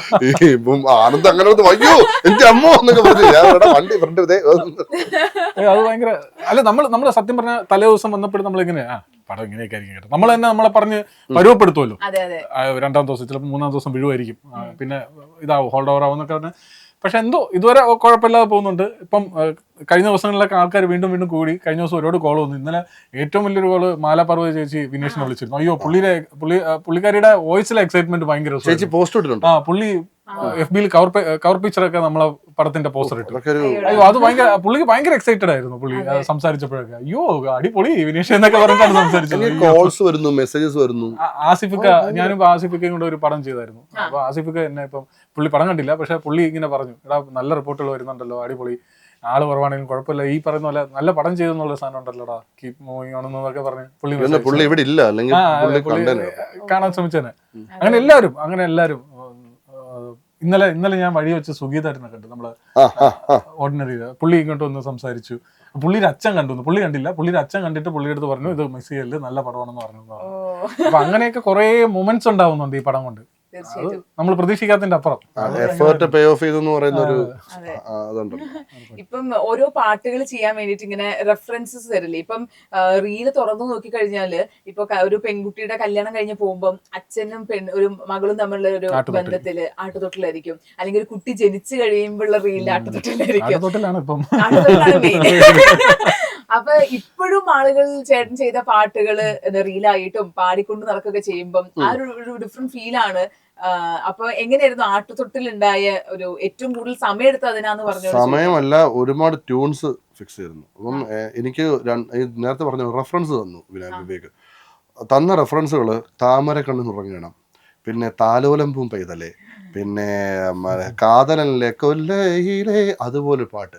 ഞാൻ പറഞ്ഞു വിവേകെ ഞാൻ ആരെന്ന് ആദ്യം മനസ്സിലാക്കിയിട്ട് വിവേക് എനിക്ക് റെഫറൻസ് തരും. അതൊക്കെ എളിമയാണ് കേട്ടോ, അതൊക്കെ വെറുതെ അതൊക്കെ പറയണം. അങ്ങനെ എന്നിട്ട് ഞാൻ പോലും ചെയ്യുന്നു, ഹരി വർക്കാവുന്നില്ല അവസാനം ഇത് അയക്കുന്നൊന്നും എനിക്ക് വർക്കാവുന്നില്ല, ഞാൻ ഇതാണെന്ന് പറഞ്ഞിട്ട് അവസാനം ഇതെത്തിയപ്പോഴും Hari this has a thing, നമുക്കിതിലൊന്ന് വർക്ക് ചെയ്ത് നോക്കാം. പക്ഷേ ആദ്യം ലിറിക്ക് വിനായക് വന്നിരുന്ന് എഴുതുന്നവരെ ഞാൻ വിവേക് ഇത് ഫിക്സ് ചെയ്തിട്ടില്ല. പക്ഷെ അവൻ എഴുതിയപ്പോഴാണ് ഇതിനകത്തൊരു ജീവൻ ഉണ്ടായത്. പിന്നെ അനുപല്ലവി ഞങ്ങൾ ഒരുമിച്ചിരുന്ന് കമ്പോസ് ചെയ്തത്. അപ്പൊ അതില് അവന്റെ ചില ബ്രില്യൻസ് ഒക്കെ ഉണ്ട്. അപ്പൊ ഹൈ അല്ലേ, അതിലാണ് അവൻ എത്താത്ത കൊമ്പിൽ എന്ന് എഴുതി വെച്ചിരിക്കുന്നത്. അവൻ തമാശക്ക് പറഞ്ഞു, കാരണം എനിക്കവിടെ പാടാൻ പറ്റുന്നില്ല, എനിക്ക് എത്താത്ത കൊമ്പാണ് എന്നൊക്കെ അതിൽ എഴുതി വെച്ചിട്ടുണ്ട്. പിന്നെ അത് അവിടെ നിന്ന് തിരിച്ച് അത് ലാൻഡ് ചെയ്യുന്ന ഭാഗം അവിടെ ഇനി കണ്ണീരൊന്നും വേണ്ട, അവിടെത്തും അങ്ങനെയാണ് അതിനൊരു ജീവൻ ഉണ്ടാവുന്നത്, ഒരു സ്കെൽറ്റണിന് ജീവൻ ഉണ്ടാവുന്നത് ആ ലിറിക്ക് എഴുതുമ്പോഴാണ്. പിന്നെ ജേറ്റൻ സാർ, അതല്ലാതെ പിന്നെ ആര് പാടും? പിന്നെ രഞ്ജി പണിക്കർ സാറാണ് അതിൽ അഭിനയിക്കുന്നത്. അപ്പൊ അങ്ങനെ കുറച്ച് ആ ഒരു ഏജിലുള്ളൊരു വോയിസും വേണം. സാറ് തന്നെ അതൊക്കെ വിവേകിന്റെ ഐഡിയാസ് ആണ്. അച്ഛ എന്നുള്ള വിളി ഉണ്ടാകും എന്നോട് പറഞ്ഞു. വിവേക് സിറ്റുവേഷനൊക്കെ പറഞ്ഞ് നമുക്ക് സിനിമ കാണുന്നുണ്ടിരിക്കും സിറ്റുവേഷൻ. കാരണം പവിഴമഴയിൽ ആ വിളിച്ചിറക്കുന്ന സാധനമല്ലോ മഴയത്തോട്ട്, അതൊക്കെ എനിക്ക് ഞാൻ കണ്ടതുപോലെ തന്നെ ആ സിനിമ ഉണ്ടായിരുന്നത്. അത്ര കൃത്യമായിട്ട് പറയും. അപ്പൊ പറയും ആ ഇടയ്ക്ക് അച്ഛ എന്നൊരു വിളിയുണ്ട്, പുള്ളി തിരിഞ്ഞു നോക്കണം എന്ന് പറയുന്ന സാധനമുണ്ട്. അതൊക്കെ വിവേകിന്റെ കൈകടത്തലാണ്. അതേപോലെ ഇപ്പൊ പവിഴമഴ ഒരു വാക്കുണ്ടല്ലോ, ഇത് മതി എന്ന് പറഞ്ഞ, അത് ആദ്യം തന്നെ ഈ പവിഴമഴ വെച്ച് തുടങ്ങണം എന്ന് പ്ലാൻ ചെയ്തിരുന്നു, അതോ നിങ്ങൾ ഡിസ്കഷനിൽ വന്നൊരു വാക്കാണോ? അതിന് റെഫറൻസ് എന്ന് പറയുന്നത് മന്മർസ്യാൻ എന്ന് പറഞ്ഞ അമിത് ത്രിവേദി മ്യൂസിക് പടത്തിൽ ദരിയ എന്നൊരു സോങ് ഉണ്ട്. അതായിരുന്നു എനിക്ക് തന്ന റെഫറൻസ്. പക്ഷെ എങ്ങനെയോ ഇതിലോട്ടാണ് എത്തിയത്. ഇതിലെത്തിക്കഴിഞ്ഞ് കുറെ കഴിഞ്ഞിട്ട് ആ പല്ലവിയൊക്കെ ആയി, പല്ലവി ഒന്ന് റെഡി ആയി കഴിഞ്ഞപ്പോഴാണ് വിനായകനെ മൂളിക്കൊണ്ടിരുന്നിട്ട് അണ്ണ ഹംസധ്വനിയാണോ? ഞാൻ ശരിയാണല്ലോ, ഇത് ഹംസധ്വനി രാഗത്തിലാണല്ലോ വന്നിരിക്കുന്നത് എന്ന് പറഞ്ഞു. അതങ്ങനെ. അപ്പോ ഞാൻ ആലോചിച്ചതല്ല, വന്നതാണ്. അപ്പൊ ഇയാള് ചോദിച്ചു ഏതാ ഹംസനുടെ. അപ്പൊ ഹംസനുടെ രാഗത്തിലെ കുറെ പാട്ടുകൾ, ഇപ്പൊ മായാ മഞ്ചലിൽ അത് പിന്നെ വാരിട്ടെഴുതിയ നീലക്കട, ഇത് കേട്ടിട്ടുണ്ടേ പിന്നെ വിവേക്. ഇതിന്റെ സ്റ്റൈല് നമുക്ക് അനുപല്ലവി ചെയ്താലോ? ഈ വാലിട്ടെഴുതി ചെയ്ത ആരാന്നറിയാമോ? ആരാ? രാജാ സാറാ. അതറിഞ്ഞിട്ട് വേണം പറയാൻ. പിന്നെ അതുകൊണ്ട് അപ്പൊ ഞാൻ എന്നാ കാര്യം നമുക്ക് ഇതങ്ങ് മാറ്റാം. അങ്ങനെ അനുപല്ലവി വേറൊരു സ്കെയിലോട്ടാണ് പോകുന്നത്. ആരാരുമേ അത് വേറൊരു സ്കെയിലോട്ടാണ് പോകുന്നത്. പിന്നെ അത് അപ്പോഴെ തന്നെ അവൻ എഴുതിക്കൊണ്ട് പോകുന്നത് പവിഴമഴയെ പെട്ടെന്ന് വരികയാണത്. അവൻ നിമിഷ കവിയാണ്, അത് പെട്ടെന്ന് വരിക. പിന്നെ പാടാൻ ആരാന്നുള്ളത് ശരിക്കും ആദ്യം സിസ്റിടാമായിരുന്നു എന്റെ കൺസൾട്ടേഷനിൽ. പക്ഷെ അന്ന് വരെ സിദ്ധ് മലയാളം പാടിയിട്ടില്ല. ഈ ജേക്സന്റെ സോങ് അത് പിന്നെയാണ് പാടുന്നത്. അപ്പോ ഇയാള് വെൺപനിമതിവളിലെ മലരൊളി, അത് പുള്ളിക്കാരൻ എങ്ങനെ പാടും? എനിക്ക് പാടാൻ പറ്റുന്നില്ല അത്. പക്ഷെ പിന്നെ ഞാൻ ആലോചിച്ചു ഹരിശങ്കറിലോട്ട് തന്നെ പിന്നെ പോയുള്ളൂ. കാരണം ഹരിശങ്കർ എനിക്ക് പണ്ടോട്ട് അറിയുന്ന, ഹരിശങ്കറിന്റെ ഗ്രാൻഡ് മദർ ആണ് എൻ്റെ ഗുരു, ഓമനൂർ ടീച്ചർ. അപ്പൊ ടീച്ചറിന്റെ അടുത്ത് പഠിക്കുമ്പോൾ ഞാൻ പണ്ട് ഒരു 4ാം ക്ലാസ്സിലൊക്കെ 5ാം ക്ലാസ് പഠിക്കുന്ന സമയത്ത് ഇവൻ കുട്ടിയാ. ഇവന്റെ ഒന്നും തോളിലൊക്കെ ഇരിക്കും, ഭയങ്കര കുസൃതിയായിരുന്നു. അപ്പോ അങ്ങനെ സാറും ഹരിശങ്കറിന്റെ അച്ഛൻ ആലപ്പി ശ്രീകുമാർ സാർ എന്റെ ഗുരുവാണ്. സാറിന്റെയും ടീച്ചറിന്റെ അടുത്ത് ഞാൻ പഠിച്ചുകൊണ്ടിരിക്കുകയാണ്. അങ്ങനെ എനിക്ക് അങ്ങനെ ഒരു ബന്ധം കൂടെ ഉണ്ട്. പിന്നെ എക്സ്ട്രീംലി ടാലന്റ് സിംഗറാണ്, അത് പറയാതിരിക്കാൻ പറ്റത്തില്ല. അന്ന് ജീവാംശമായി മാത്രമേ ഒരു ഹിറ്റ് ഉള്ളൂ. അങ്ങനെ നിൽക്കുന്ന സമയത്താണ് ഈ പാട്ട് പാടിക്കാനായിട്ട് റെക്കോർഡിങ്ങിന്റെ അന്ന് സത്യം പറഞ്ഞാൽ ജീവൻ കൈ പിടിച്ചാണ് ഇവിടെ നിൽക്കുന്നത്. ബിക്കോസ് അടുത്ത ദിവസം മിന്നൽ പണിമുടക്കാണ്. അന്ന് ട്രിവാൻഡ്രത്താണ് താമസിക്കുന്നത്. ആ ദിവസം ഞങ്ങൾ ഇങ്ങോട്ട് വന്ന സമയത്ത് തന്നെ ഈ ശബരിമല വിഷയത്തിൽ ശബരിമല സ്ത്രീകൾ കയറുന്നങ്ങോട്ട് പറഞ്ഞിട്ട് ആലപ്പുഴ ഇവിടെ കട അടയ്ക്കുന്നു, മറ്റേ കടയ്ക്ക് തീയിടുന്നു എന്നൊക്കെ പറഞ്ഞ് നിൽക്കുകയാണ്. തിരിച്ച് ആലപ്പുഴ എവിടെയാണ് പോവാൻ, ജീവൻ കൈ പിടിച്ചോണം പോവാൻ. അങ്ങനെ ആ പേടിലാണ് ഈ പാട്ട് റെക്കോർഡ് ചെയ്യുന്നത്. ഹരിശങ്കർ വരുന്നു. ഞാൻ പറഞ്ഞു വിവേക വന്നേ പറ്റുള്ളൂ. അങ്ങനെ വിവേക് അവസാനം കർശനം പറഞ്ഞ് എന്നെ കൊണ്ടും ചെയ്യാൻ പറ്റത്തില്ല, വന്നേ പറ്റുള്ളൂ. വിവേകിനെ പിടിച്ചെടുത്തി. വിവേകിനെ ഇരിക്കുകയാണ്, പവിഴമഴ എന്ന് കേട്ടിട്ട് വേണം പോവാൻ. അപ്പോ പാടി കഴിഞ്ഞിട്ട് ഹരി ചേട്ടൻ നമുക്കേ പവിഴമഴ ലാസ്റ്റ് എടുക്കാം കേട്ടോ, ബാക്കിയുടെ ചെയ്യാനാണ്. എന്നാൽ ലാസ്റ്റ് പവിഴമഴ എടുത്തു കഴിഞ്ഞിട്ട് ഞാൻ സൂപ്പർ തിരിഞ്ഞൊക്കെ വിവേകനെ കാണാനില്ല, പോയോ ഓക്കെ എന്ന് പറഞ്ഞു. വെളിയിൽ നിൽക്കുന്ന എന്റെ ഫ്രണ്ട് ഉണ്ട്, ഇതിന്റെ കോറേറ്ററാണ് അജയ് രാഹുൽ. അവനോട് പറഞ്ഞു ഹരിയോട് പറഞ്ഞേക്ക് എനിക്ക് ഡബിൾ ഓക്കെയാണ്, ഞാൻ പിന്നെ ഡിസ്റ്റർബ് ചെയ്യുന്നില്ല, പോവാണെന്ന് പറഞ്ഞിട്ട്. ഞാൻ ആദ്യമായിട്ടാ ഈ സിനിമയ്ക്കകത്താണ് ഈ പറഞ്ഞ പോലെ റെക്കോർഡിംഗ് കാണുന്നത് ആദ്യമായിട്ട്. അപ്പൊ റെക്കോർഡിംഗ് ഈ പറഞ്ഞ പോലെ ഞാൻ വിചാരിച്ച ആദ്യമേ തൊട്ട് പാട്ട് പാടി പോയിട്ടാണ്. സൂരജിന്റെ റെക്കോർഡിംഗ് ഉണ്ടായിരുന്നു അല്ലേ? കൺസൂ തുമ്പാലുണ്ടായിരുന്നു. എക്സ്പീരിയൻസ് അത് ഭയങ്കര എക്സ്പീരിയൻസ് ആയിരുന്നു. നമ്മൾ ആദ്യമായിട്ടല്ല റെക്കോർഡിംഗ് കാണുന്നത്. അപ്പൊ ഞാൻ വിചാരിച്ചു ആദ്യം തൊട്ടേ പാടി. പക്ഷെ ഒരു 3/4 മണിക്കൂർ എടുത്താണോ? 3/4 മണിക്കൂർ എടുത്തു. അത്രേ ഉള്ളൂ. അത്ര എടുത്തിട്ടുള്ളൂ, വളരെ പെട്ടെന്ന്. അപ്പൊ ഇവിടെ കറക്ഷൻ പറയും, ഓക്കെ അപ്പൊ അത് ഓക്കെ. സൂരജും എന്റെ എനിക്ക് ആ കൺഫ്യൂഷൻ ഇത് എന്താണ് ഇവർ ചെയ്യുന്നത്. സൂരജും എന്റെ കൂടെ ഓമന അടിച്ചുകൊണ്ട് പഠിച്ച ആളാണ്. സൂരജ് ആണ് പണ്ടോട്ടെ ഫ്രണ്ട്സ് ആണ്. സൂരജിന് നമുക്കറിയാം സൂരജ് എന്താന്നുള്ളത്. അപ്പൊ ഈ പാട്ട് പിന്നെ അവൻ ഏത് നമ്മളൊക്കെ വിചാരിച്ചതിനേക്കാളും മുകളില് ആ എന്താ അത്, അതൊക്കെ കേൾക്കുമ്പോ ലൈവായിട്ട് കേൾക്കുമ്പോ ഭയങ്കര രസമാണ് കേട്ടോ. അത് പുള്ളി ഭയങ്കര രസമാണ്. പുള്ളി അവിടെ ഇരുന്നിട്ട് പുള്ളി പാടിക്കൊണ്ടിരിക്കുമ്പോ ഞാൻ അവസാനം നിങ്ങളൊന്നും ചുമ്മാ ആടിപ്പൊളി ഇങ്ങനെയൊക്കെ കാണിക്കും. എനിക്ക് എക്സ്പെരിമെന്റ് പ്രശ്നമാണ്. അതേപോലെ അതിക്കും മേലെ പാടി തരുമ്പോഴൊരു ഇത് ഇപ്പൊ പറഞ്ഞില്ലേ, ഇതിന്റെ നേരെ വേറൊരു സ്റ്റൈലായിരുന്നു. ഞാൻ അന്നപൂർണ പാടിക്കൊണ്ടിരുന്നപ്പോ പലപ്പോഴും ഞാൻ എന്നോട് അർജുൻ എന്റെ എഞ്ചിനീയർ, ചേട്ടാ ഞാൻ ഇങ്ങനെ ഇരിക്കുക, ഇവിടെ പാടുന്നത് അങ്ങനത്തെ ഒരു, ഞാൻ ആ വിഷ്വലോട്ട് ആലോചിക്കുമ്പോഴേ ഇത് വേറെന്തോ തലത്തിലോട്ട് എത്തുന്നു. ഞാൻ എന്നിട്ട് വിനേഷിനെ വിളിച്ചു, വിനേഷേ അവിടം ക്ലീൻ, എന്നെ കൊണ്ട് പറ്റുന്ന ഞാൻ ചോദിച്ചിട്ടുണ്ട്. അത് കാരണം ആ സംഭവമായിരുന്നു. പിന്നെ ഇതിനകത്ത് സിംഗേഴ്സ് ആയിട്ട് വന്നിട്ടുള്ളവര് ഇപ്പൊ ജാസേട്ടൻ ആയിക്കോട്ടെ, ജാസേട്ടനായിരുന്നു ഫസ്റ്റ് റെക്കോർഡിങ്, വാടാവാടായിരുന്നു ഫസ്റ്റ് റെക്കോർഡിങ്. പിന്നെ യാസിൻ, അവരൊന്നും നമ്മുടെ ഈ പറഞ്ഞ പോലെ ഈ റെമ്യൂണറേഷൻ ഒക്കെ അതൊക്കെ നിങ്ങൾക്ക് എന്താണോ പറ്റുന്നത് അത് ജാസേട്ടനൊക്കെ സത്യം പറഞ്ഞുണ്ടല്ലോ വല്ലാത്ത നന്ദിയുണ്ട് ജാസേട്ടനൊക്കെ. നമ്മുടെ ഇതിനകത്ത് അനിയട്ട് അഭിനയിച്ചിരിക്കുന്നത് അവനാണ് ഈ റാപ്പ് മൊത്തം പാടിരിക്കുന്നത്. വാശി പശി, പിന്നെ ഈ ജാസേട്ടൻ കൈ തൊട്ടാലിളകണ ബെഞ്ചും അതവനാ പാടിരിക്കുന്നത്. അത് നമ്മൾ അവിടെ വെച്ച് നമ്മള് ഷൂട്ടിന്റെ സമയത്ത് നമ്മൾ ഉച്ചയ്ക്കൊക്കെ ഓരോ ഷോട്ട് കഴിയുമ്പോഴൊക്കെ സമയം കിട്ടുമ്പോഴൊക്കെ മൈക്ക് കൊടുക്കും പിള്ളേർക്ക് എന്തെങ്കിലും ചെയ്യാം. അപ്പൊ ഇവ ഒരു റാപ്പ് അങ്ങ് പാടി വെറുതെ. അത് ഏത് റാപ്പ് ആയിരുന്നു കേട്ടോ? വിലാസിനി എന്ന് പറഞ്ഞൊരു റാപ്പുണ്ട്. അപ്പൊ നമ്മളെല്ലാം കൊള്ളാലോ. അപ്പോഴേ നമ്മൾ വിചാരിച്ചു ഇവനെ കൊണ്ടൊരു പാട്ട് പഠിപ്പിച്ചാലോ. അങ്ങനെ നമ്മൾ വിചാരിച്ചെടുത്ത് പറയും. പിന്നെന്താ എന്റെ വീട്ടിൽ വന്നിട്ടൊന്ന് ചെക്ക് ചെയ്തു, ഡബിൾ ഓക്കെ ആയിരുന്നു പാടിയത്. അവന്റെ ആറ്റിറ്റ്യൂഡ് ഉണ്ട് അവന്. അപ്പൊ അവൻ തന്നെ ചേട്ടാ നിർമ്മൽ ജോവിൽ എന്നൊരാളാണ് വാശിപ്പശി ചെയ്തിരിക്കുന്നത്. അപ്പൊ നിർമ്മൽ ഇത് പാടി തന്നു. നിർമ്മലി പാടി ഞാൻ അവനെ അതുപോലെ കേൾപ്പിച്ചു. അവൻ അതുപോലെ അങ്ങ് പാടി. ഭയങ്കര കഴിവുള്ളവരാണ്. അല്ല, അവന്റെ അനിയനായിട്ടാണ് അഭിനയിക്കുന്നതിലും ശരിക്കും ശ്രീഡങ്ങിനേക്കാളും പ്രായം കൂടുതലുള്ളവനാണ്. അത് ഈ അനസയുടെ അവന് ദർശൻ എന്നോട് പറഞ്ഞിട്ടുണ്ട്. അവൻ നമ്മള് കട്ട് കഴിഞ്ഞ എടാ ഉണ്ണിക്കുട്ടാന്ന് വിളിക്കും, കട്ട് കഴിഞ്ഞ് ചേട്ടാ ചേട്ടാ എന്ന് വിളിക്കും. അവനെ കണ്ട അങ്ങനെ തോന്നൂലല്ലോ. ഭയങ്കര മെച്ചൂറാണോ അവൻ? ഭയങ്കര മെച്ചൂറാണ്. ആ സിനിമ കാണുന്ന പോലെയല്ല, ഭയങ്കര മെച്ചൂറാണ്. ചേട്ടാ കാര്യമായിട്ട് മാത്രമേ സംസാരിക്കുള്ളൂ, അങ്ങനെയൊക്കെയാണ്. ഈ റാപ്പറിനെ പഠിപ്പിക്കാന്ന് പറയുന്നത് ചേട്ടന് ഒരു പുത്തരല്ലോ. എനിക്കൊന്നും ഫെജോയെ കൊണ്ട് പാടിപ്പിച്ചത് ശരിക്കും അത് ഷൂട്ട് വല്ലതും ചേരിക്കുകയാണെങ്കിൽ ആ പാടിച്ച സാധനം ഷൂട്ട് ചെയ്തിരിക്കുകയാണെങ്കിൽ മനുഷ്യാവകാശ കമ്മീഷൻ കേസ് എടുക്കണം. കാരണം ഇപ്പൊ ഫസ്റ്റ് സോങ് നമ്മുടെ ഈ താഴ്വരാന്നൊരു പാട്ടുണ്ട്, അതിൽ വഴി കേൾക്കാൻ അലേരി എന്ന ശരിക്കും ഇത് റാപ്പല്ല, അത് എങ്ങണ്ടി ചന്ദ്രശേഖർ എഴുതിയതാണ്. അപ്പൊ ഇത് ഏതാണ്ട് 10ഓളം സിംഗേഴ്സിനെ ഇത് പാടിച്ചു നോക്കി, ഞാൻ ഉൾപ്പെടെ പാടി നോക്കി. ഒന്ന് എനിക്ക് പിടിക്കില്ല, ഒന്ന് വിവേകിന് പിടിക്കില്ല, അങ്ങനെ പൊയ്ക്കൊണ്ടിരിക്കുക. ഫെജോയെ കൊണ്ടൊന്ന് ട്രൈ ചെയ്ത് നോക്കാൻ തന്നെ ഫെജോ അയച്ചു കൊടുത്തു, പാട്ട് അയച്ചു കൊടുത്തു. ചേട്ടാ നമുക്ക് ചെയ്യാം. ഇവൻ വന്ന് ആദ്യം പാട്, ഫെജോ ശബ്ദം കുറച്ച് ഗ്രിട്ടിയാക്കാന്ന് പറഞ്ഞു. വഴി കേൾക്കാനലേരിയും എന്ന സാധനമായി. വഴി കേൾക്കാനലേരിയും ചാടൂല നടനമത്. ശരിക്കും ലിറ്ററലി ഇങ്ങനെ പാടിയത്. കാരണം തൊണ്ട ഭയങ്കരമായിട്ട് ഇതാവുകയാണ്. ഞാൻ പറയും ഫെജോ നീ റിസ്ക് എടുക്കേണ്ട, നീ നിർത്തി അല്ലെങ്കിൽ നീ ബ്രേക്ക് എടുത്ത കുഴപ്പമില്ല, അത് സംസാരിക്കും ഇങ്ങനെ കുഴപ്പമില്ല, അത് തന്നെ പാടാം. അങ്ങനെ അവസാനം ഒരു ചിരിയൊക്കെ വേണം, ഒരു ചിരി വേണം. അങ്ങനെ ചിരി വേണമെന്നൊക്കെ ഇവൻ പല കാര്യങ്ങൾ പറയുന്നു. ഞാൻ പറഞ്ഞു ഇതിപ്പോ ചിരിച്ചിരിച്ച് ഞാൻ കരയുന്ന അവസ്ഥയെന്ന് പറയും. ഈ അപ്പൊ ഒരു ചിരി ചിരിച്ചു, ആ ചിരിയാണ് ഞാൻ ഇട്ടിരിക്കുന്നത്. ആൾക്കാരെ ചിരിപ്പിച്ച് ആ ചിരി എടുത്തിടുന്ന സ്വഭാവം ഞാൻ ഇത് സ്ഥാനാർത്ഥി കൂടെ കാണിച്ചിട്ടുണ്ട്. വാടാവാടല്ലോ ചിരിയുണ്ട്. അത് ഞാനിങ്ങനെ ജാസറിനോട് പറഞ്ഞു, ജാസേട്ടന് ഞാനും ഷിജു റെക്കോർഡിസ്റ്റും കൂടെ എന്തോ പറഞ്ഞു ജാസറിന് ചിരിച്ച അതെടുത്ത് റെക്കോർഡ് ചെയ്തിട്ടു. ഇത് കാണുമ്പോഴേക്കും ഇനി സിംഗേഴ്സ് ആയിരിക്കും ഇങ്ങനെ എടുത്ത് പോകുമ്പോ സൂക്ഷിക്കണം, പറയുന്നൊക്കെ പുള്ളി.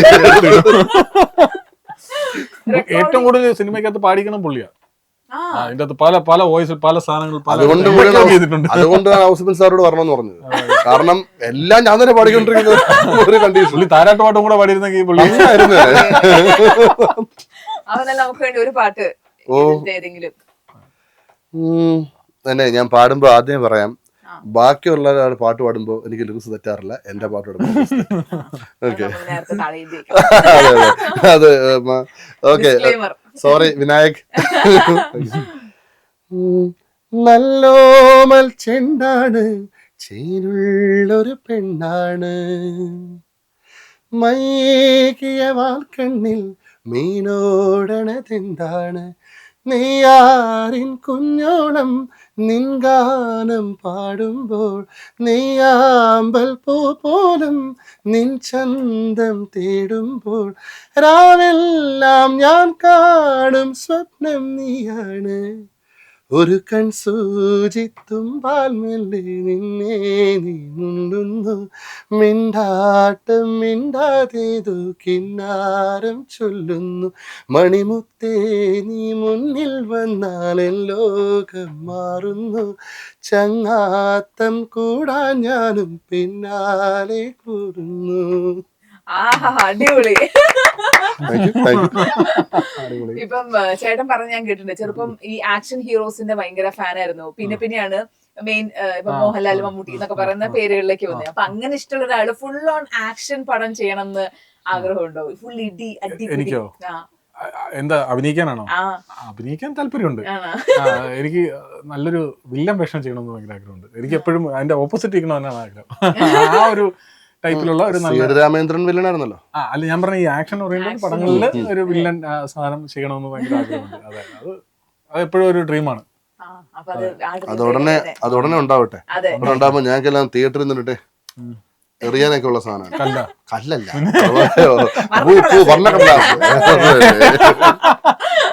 അങ്ങനെയൊക്കെ ചെയ്യാൻ ആഗ്രഹമുണ്ട്.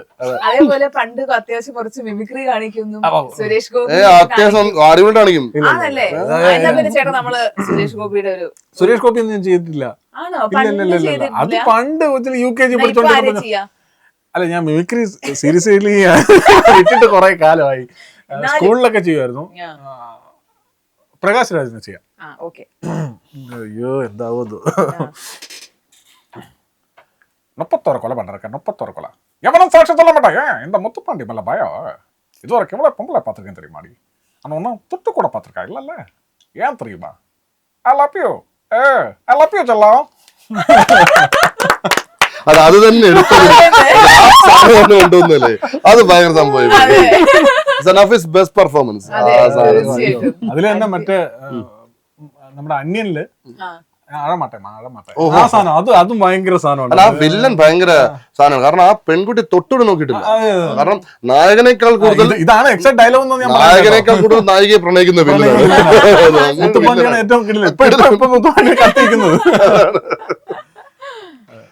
പിന്നെ എപ്പോഴെങ്കിലും കമലഹാസൻ സാറിനെ കാണാൻ പറ്റിയിട്ടുണ്ടോ?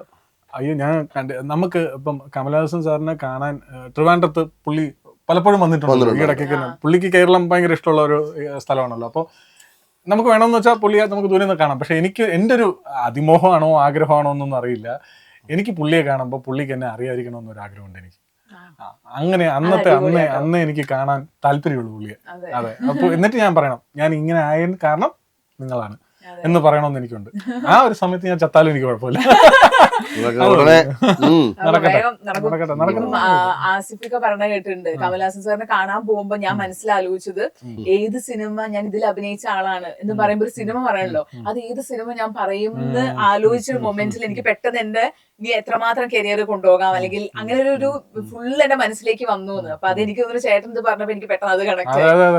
അത്രയും നല്ലൊരു പെർഫോമൻസിലൂടെ കാണുമ്പോ ഇന്ന ആളല്ലേ. കാരണം പുള്ളി അങ്ങനെ മനസ്സിലാക്കണമെങ്കിൽ നമ്മൾ അത്രയും എന്തെങ്കിലും ചെയ്യണമല്ലോ. അതെ അതെ. അതിലോട്ട് അല്ല, അദ്ദേഹത്തിനെ പോലെ ഒരാള്, അദ്ദേഹം ഇങ്ങനെയുള്ള സിനിമ കണ്ടിട്ടുണ്ട്. ഇപ്പം മൻമോഹൻ അങ്ങനെ പെർഫോമൻസ് ഉണ്ട്.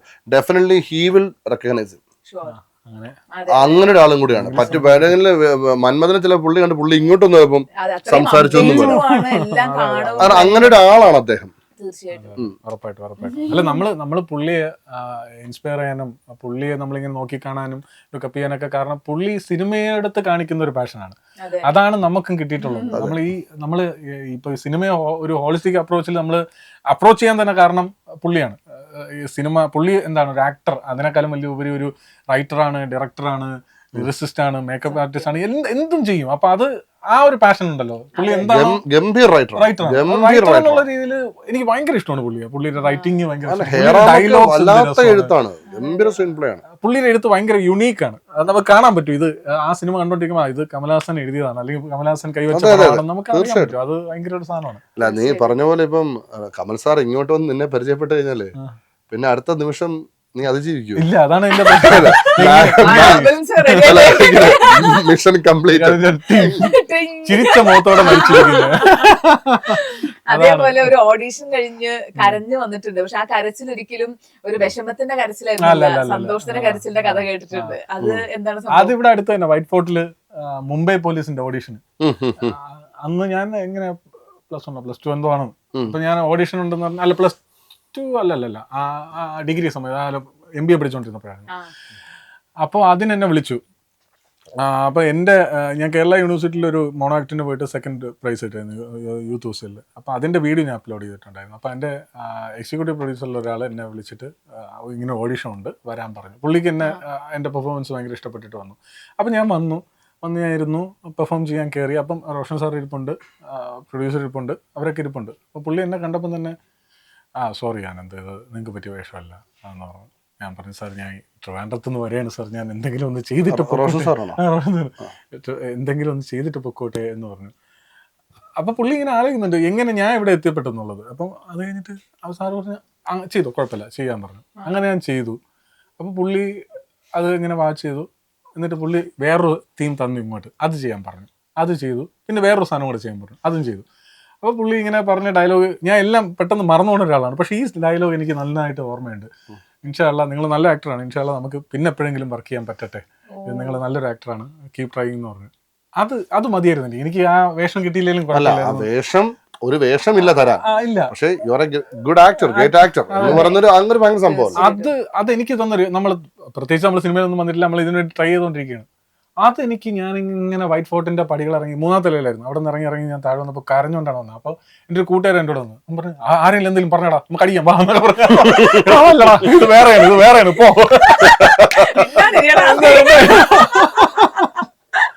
പിന്നീട് മനസ്സിലായത് ഇത് ആക്ച്വലി അത് ആർക്കുള്ള പിൻഗാമിന് സീൻ പോലെ പോയി ലാലയുടെ കരട് വെച്ച് ആ കന്യാസ്ത്രീ പറഞ്ഞു.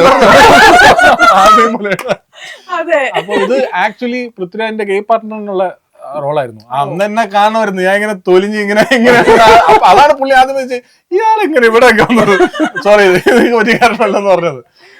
പിന്നെയാണ് ഞാൻ പറഞ്ഞത് അതിനു വേണ്ടിയുള്ള ഓഡീഷൻ ആയിരുന്നു എന്നുള്ളത്. പക്ഷെ അത് എന്തായാലും എന്നെ ഭയങ്കരമായിട്ട് മോട്ടിവേറ്റ് ചെയ്തിട്ടുണ്ട് ആ ഒരു സംഭവം. അത് ഇത്രയും സ്ട്രഗിൾ ചെയ്ത് ചേട്ടൻ ഇപ്പൊ ഇവിടം വരെ എത്തി നിൽക്കുന്നു. അപ്പം ചേട്ടനെ പറഞ്ഞ് ഞാൻ കേട്ടിട്ടുണ്ട് സ്ട്രഗിൾ ചെയ്യുന്നത് ആക്ച്വലി നല്ലൊരു കാര്യമാണ്. അപ്പൊ അത് പറയാനുള്ള ഒരു റീസൺ എന്താണ്? അത് ഈ സ്ട്രഗിളിന്റെ ഇടയിൽ നമ്മൾ ഒരുപാട് നമ്മളെ തന്നെ പോളിഷ് ചെയ്യും. നമ്മൾ തന്നെ കുറച്ചും കൂടെ ജീവിതം, നമ്മൾ അങ്ങനെ ജീവിതം കണ്ടു പഴയ ആൾക്കാർ പോലെ പല ആക്ടേഴ്സിനെ പോലെ അങ്ങനെ കണ്ടു എന്നല്ല, എന്നാലും നമ്മൾ കുറച്ചും കൂടെ ഈ സ്ട്രഗിളിന്റെ ഒരു സുഖമുണ്ട്. സ്ട്രഗിളിനൊരു സുഖം കണ്ടെത്തും നമ്മൾ. അത് നമുക്ക് എന്തെങ്കിലും അച്ചീവ് ചെയ്യുമ്പോൾ അതിനൊരു സുഖം, പ്രത്യേക ഒരു സുഖം കിട്ടും. സ്ട്രഗിൾ ചെയ്ത് വന്നതിൻ്റെ ഒരു സുഖം കിട്ടും. കാരണം എനിക്കറിയാവുന്ന ചുറ്റുപാടുള്ള എല്ലാ ആക്ടേഴ്സും ഭയങ്കര സ്ട്രഗിളിങ് സ്റ്റേജാണ് ഇപ്പോഴും, ഞാൻ ഉൾപ്പെടെ എല്ലാവരും. ഇപ്പം നല്ല ടാലൻ്റ് ഉള്ള ആക്ടേഴ്സ് ഉണ്ട്. ഇപ്പം എൻ്റെ കൂടെ വർക്ക് ചെയ്ത ശ്രീജിത്ത് ബാബു എന്ന് പറഞ്ഞൊരു ആക്ടറുണ്ട്. അറ്റൻഷൻ പ്ലീസിലേക്കുള്ള കിഡിലും ആക്ടറാണ്, ഫാന്റാസ്റ്റിക് ആക്ടറാണ്. ശ്രീജിത്ത് നമ്മുടെ ഉണ്ടല്ലോ, നമ്മുടെ ശ്രീനാഥാണ് ശ്രീനാഥാണ് നമ്മുടെ കയ്യില് മുരളി മാഷായിട്ടുള്ളത്. അവന്റെ ചേട്ടനാണ് ശ്രീജിത്ത്, ഭയങ്കര ആക്ടറാണ്. അപ്പൊ അവൻ പിന്നെ അങ്ങനെ ഒരുപാട് ആക്ടേഴ്സ് ഉണ്ട്. ഇപ്പൊ എന്റെ കണ്ണൻ ചേട്ടന് ഞാൻ ഭയങ്കര ആഗ്രഹമുണ്ട് കണ്ണൻ ചേട്ടൻ എവിടെയെങ്കിലും എത്താം. അപ്പൊ മുറ കറക്റ്റ് സമയത്ത് നമ്മുടെ ഇതിലെ അച്ഛനായിട്ട് അഭിനയിച്ച രാഹുലേട്ടൻ ഗംഭീര ആക്ടറാണ്. പിന്നെ പിയൂനോട് അഭിനയിച്ച സന്തോഷേട്ടൻ സൂപ്പർ ആക്ടേഴ്സ് ഉണ്ട്. പിന്നെ വേറൊരു ചെറിയൊരു വേഷമാണ്, പക്ഷെ പുള്ളിക്കാരൻ സിനിമയില് അത്ര താല്പര്യമില്ല, പുള്ളി ഡ്രാമ ആക്ടറാണ്. സഹിച്ചേട്ടന്റെ കൂടെ നിൽക്കുന്ന വേറൊരു അമൽ എന്ന് ഒപ്പം പറഞ്ഞ വരുന്നത്. ഗംഭീര അയ്യോ പുള്ളി ഒരു നാടകം ഒറ്റയ്ക്ക് കൊണ്ടുവന്ന ഒരു വ്യക്തിയാണ്. പുള്ളി ഇപ്പൊ സോവിയറ്റ് സ്റ്റേഷൻ കട എന്ന് പറഞ്ഞാൽ ഈ നമ്മുടെ മുരളിയുടെ നമ്മുടെ ഇതിലെ റൈറ്റർ മുരളിയുടെ കഥ ചെറുകഥയെ ആസ്പദമാക്കി ഒരു പ്ലേ ഉണ്ട്. ഈ ഇടയ്ക്ക് തേവരയിൽ നടന്നു 2 മണിക്കൂർ പുള്ളി പെർഫോം ചെയ്യും. 2 മണിക്കൂർ എല്ലാ സീനിലും പുള്ളി എല്ലാ സീനിലും പുള്ളിയുണ്ട്. പുള്ളി അതായത് ചീരാണി രവി എന്ന് രവി പറഞ്ഞ തൊട്ട് ഹിറ്റ്ലർ വരെ ഉണ്ട്. ഗംഭീര performance. അസാധ്യ performance. ഇപ്പൊ അതിൽ തന്നെ പുള്ളി ആ സഹിച്ചേട്ടനുള്ള സീനില് തകർത്താൻ പുള്ളി അഭിനയിച്ചിരിക്കുന്നത്. നീ എന്തിനുമായിട്ടാണ് വിനേഷ് ഒരു സീനിൽ ഒരു കാര്യം വിനേഷ് എന്നോട് പറഞ്ഞു, ഇയാളുടെ ഫോൺ തട്ടിയെടുക്കുന്ന ഒരു സീനുണ്ട്, എന്റെ ഫോൺ തരാൻ പറ്റൂല എന്ന് പറഞ്ഞിട്ട് അപ്പൊ അവിടെ നിന്നിട്ട് വിനേഷ് കുറച്ചൊരു ഇങ്ങനെ നോക്കിയിട്ടാ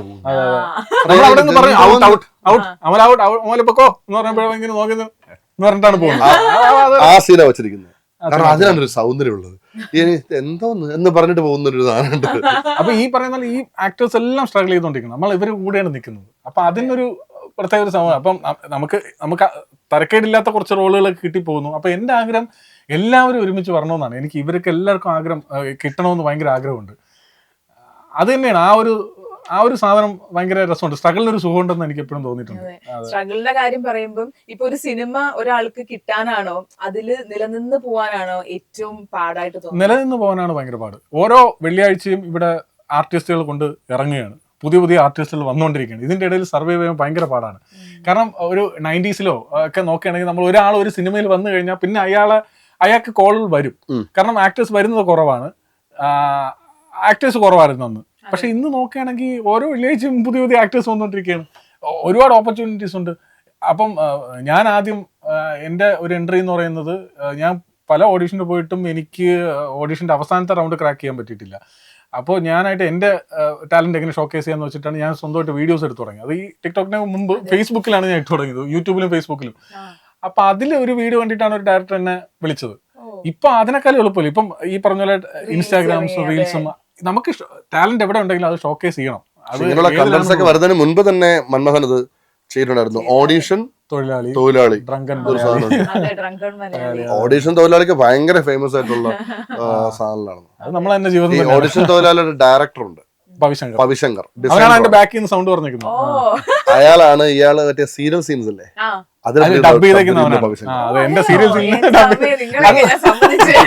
അത് ഒരു ദിവസം അവൻ വെറുതെ കാണാൻ വന്നത് അവിടെ. അപ്പൊ പറഞ്ഞ ഇവനെ വിളിച്ച് ഡബ് ചെയ്യാം. നമ്മുടെ ശോഭിച്ചേട്ടന്റെ ഒക്കെ ഈ ശോഭിച്ചേട്ടനാണല്ലോ സീരിയലിലൊക്കെ ശബ്ദം കൊടുക്കുന്നത്. ശോഭിച്ചേട്ടന്റെ ശബ്ദമായിട്ടൊക്കെ ഒരു സീരിയലിൽ ഒരിക്കലും നായകന്മാര് വേറെ ആൾക്കാരുണ്ടാവല്ലോ, സീരിയലിൽ ടിപ്പിക്കൽ സാധനം ഉണ്ടല്ലോ. അതുകൊണ്ട് നമുക്ക് അതൊരു വെറൈറ്റി നമ്മളെ ആവരുതെന്നുണ്ടായിരുന്നു. അപ്പൊ ഇവൻ ഒരു ദിവസം വന്നു അവിടെ. അപ്പം വന്ന് എടാ നീ വന്ന് ചെയ്യണം, വേണ്ട എന്നൊക്കെ പറഞ്ഞ് അവനെ പിടിച്ചങ്ങ് ചേർത്ത് ചെയ്തു. അപ്പൊ അങ്ങനെ കുറെ സാധനങ്ങൾ. അപ്പൊ നമ്മൾ എന്താ പറഞ്ഞോണ്ടിരുന്നത്? അല്ല ഈ തുടക്കം മാത്രല്ലല്ലോ അവിടെ നിൽക്കുന്നതും. അപ്പൊ അങ്ങനെ പല ആക്ടേഴ്സും വന്നോണ്ടിരിക്കണം. അപ്പം ഈ പറയുന്ന എനിക്ക് ഈ പറയാനുള്ളത്, ഇനിയും വരുന്ന ആക്ടേഴ്സിന്റെ പറയാനുള്ളത്, നമ്മുടെ ടാലന്റ് നമുക്ക് ടാലന്റ് ഉണ്ടെന്ന് പറഞ്ഞിട്ട് ഇരുന്നൊരു കാര്യമില്ല. ഇത് എവിടെയെങ്കിലും ഷോക്കേസ് ചെയ്യണം. ഭയങ്കര കോമ്പറ്റീഷനാണ്. അപ്പോൾ ഇപ്പൊ നമുക്ക് തന്നെ നിലവിലെന്ന് ഇനി അടുത്ത ദിവസം പടം വരുമോ, ഇപ്പം കഴിഞ്ഞ പടങ്ങളൊക്കെ ഓക്കെ, ഇനി അടുത്ത ഏത് പടം വരുമോ ഇല്ലേ, വിളിക്കുമോ ഇല്ലേ എന്ന് അറിഞ്ഞുകൂടാതെ ഇരിക്കുകയാണ്. അങ്ങനെ ഭയങ്കര കോമ്പറ്റീഷൻ ഉള്ള സ്ഥലമാണ് ഇത്. നമ്മുടെ മ്യൂസിക്കിലും ഇപ്പൊ എത്ര മ്യൂസിക് കമ്പോസേഴ്സ് ആണ്. നമ്മളെ ഫെമു, നമ്മുടെ FKയുടെ മ്യൂസിക് അസോസിയേഷൻ 275 പേരുണ്ട്. അതില് പലരും അതിനകത്ത് ഇല്ല, പലരും അതിനകത്ത് ഇല്ല. എന്നിട്ട് 275 പേരുണ്ട് അതിനകത്ത്. എത്ര മ്യൂസിക് കമ്പോസേഴ്സ് ആണ്. അപ്പൊ നമ്മുടെ ഒരു ഏറ്റവും വലിയൊരു ചലഞ്ച് എന്ന് പറയുന്നത്, ഒരാളുടെ ഇപ്പോഴത്തെ ഒരു ലിസണിങ് ആവറേജ് എന്ന് പറയുന്നത് 3 സെക്കൻഡ്സ് ആണ്. ഈ 3 സെക്കൻഡ്സിൽ അവർ തിരിഞ്ഞു നോക്കണം, ഹുക്ക് ചെയ്യണം. അല്ലെങ്കിൽ അവർ സ്കിപ്പ് ചെയ്ത് അടുത്ത പാലോട്ട് പോണേ. എത്ര പാട്ടുകളാണ് ലോകം മുഴുവനുള്ള പാട്ടുകൾ ഇറങ്ങുന്നത്. എത്ര പാട്ടുകളാണ് ചെയ്യുന്നത്. ഇപ്പൊ എന്റെ വൈഫ് പിയാനോ ടീച്ചറാണ്. ആ വൈഫ് പഠിപ്പിക്കുന്ന പല കുട്ടികളും എന്റെ പാട്ടിൽ കേൾക്കാറില്ല, എന്റെ പാട്ട് കേട്ടിട്ടില്ല. കാരണം അവരൊക്കെ കേൾക്കുന്ന വേറെ, അവര് പല പാട്ടുകളും വൈഫ് എന്നോട് പറയാറില്ല, ഞാൻ കേട്ടിട്ടില്ല. അങ്ങനെയുള്ള സാധനങ്ങളാണ് ഇപ്പോഴത്തെ ജനറേഷൻ. ഒരു പാട്ട് ഹിറ്റ് ആവണമെങ്കിൽ റീൽ ഹിറ്റ് ആവണല്ലോ. അത് ഭയങ്കര ബുദ്ധിമുട്ടാണ്. കാരണം ഭയങ്കര ചലഞ്ചിങ് ആണ് ഇപ്പൊ ഒരു പാട്ട് ഹിറ്റ്. അപ്പൊ നമ്മളെ തന്നെ എവിടെയെങ്കിലും ഷോക്കേസ് ചെയ്യണമെങ്കിൽ നമ്മൾ തന്നെ വിചാരിച്ചേ പറ്റുള്ളൂ, നമ്മൾ മാക്സിമം ശ്രമിച്ചേ പറ്റുള്ളൂ. ഓഡിഷൻ മാത്രം നമ്പി ഇരുന്നിട്ട് കാര്യമില്ല. അപ്പം ഇവിടം വരെ വന്ന് ഓ, കുറേ വിശേഷങ്ങൾ share വിശക്കുന്നുണ്ട്. ചെയ്തതിന് പറഞ്ഞു പക്ഷെ എന്തായാലും ഗംഭീര ഗംഭീര session ആയിരുന്നു. നല്ല നല്ല ആണല്ലേ? നല്ല അടിപൊളി ഒരുപാട് ഇൻഫർമേഷൻ ഷെയർ ചെയ്യാൻ പറ്റി. കുറെ സംസാരിക്കാൻ പറ്റി. അതെ അതെ അതെ. ഞാൻ ഇത്രയും പോലെ സംസാരിക്കുന്നത് എനിക്ക് അറിഞ്ഞൂടായിരുന്നു. നമ്മളെ തലയിലുണ്ടാവും അതിങ്ങനെ വരാൻ അതായത് നമ്മളൊരു ഇന്റർവ്യൂ അറ്റൻഡ് ചെയ്യുന്നതല്ല, നമ്മളൊരു ഫ്രണ്ടിനോട് സംസാരിക്കുന്ന പോലെ തോന്നിച്ചു. Thank you thank you so much. അപ്പൊ നമ്മുടെ ഓഡിയൻസിന്റെ അടുത്ത് എന്താണ് സിനിമയെ പറ്റി പറയാനുള്ളത്? കാണാത്തവരുണ്ട്, പറഞ്ഞോ. രണ്ടുപേരും പറയൂ.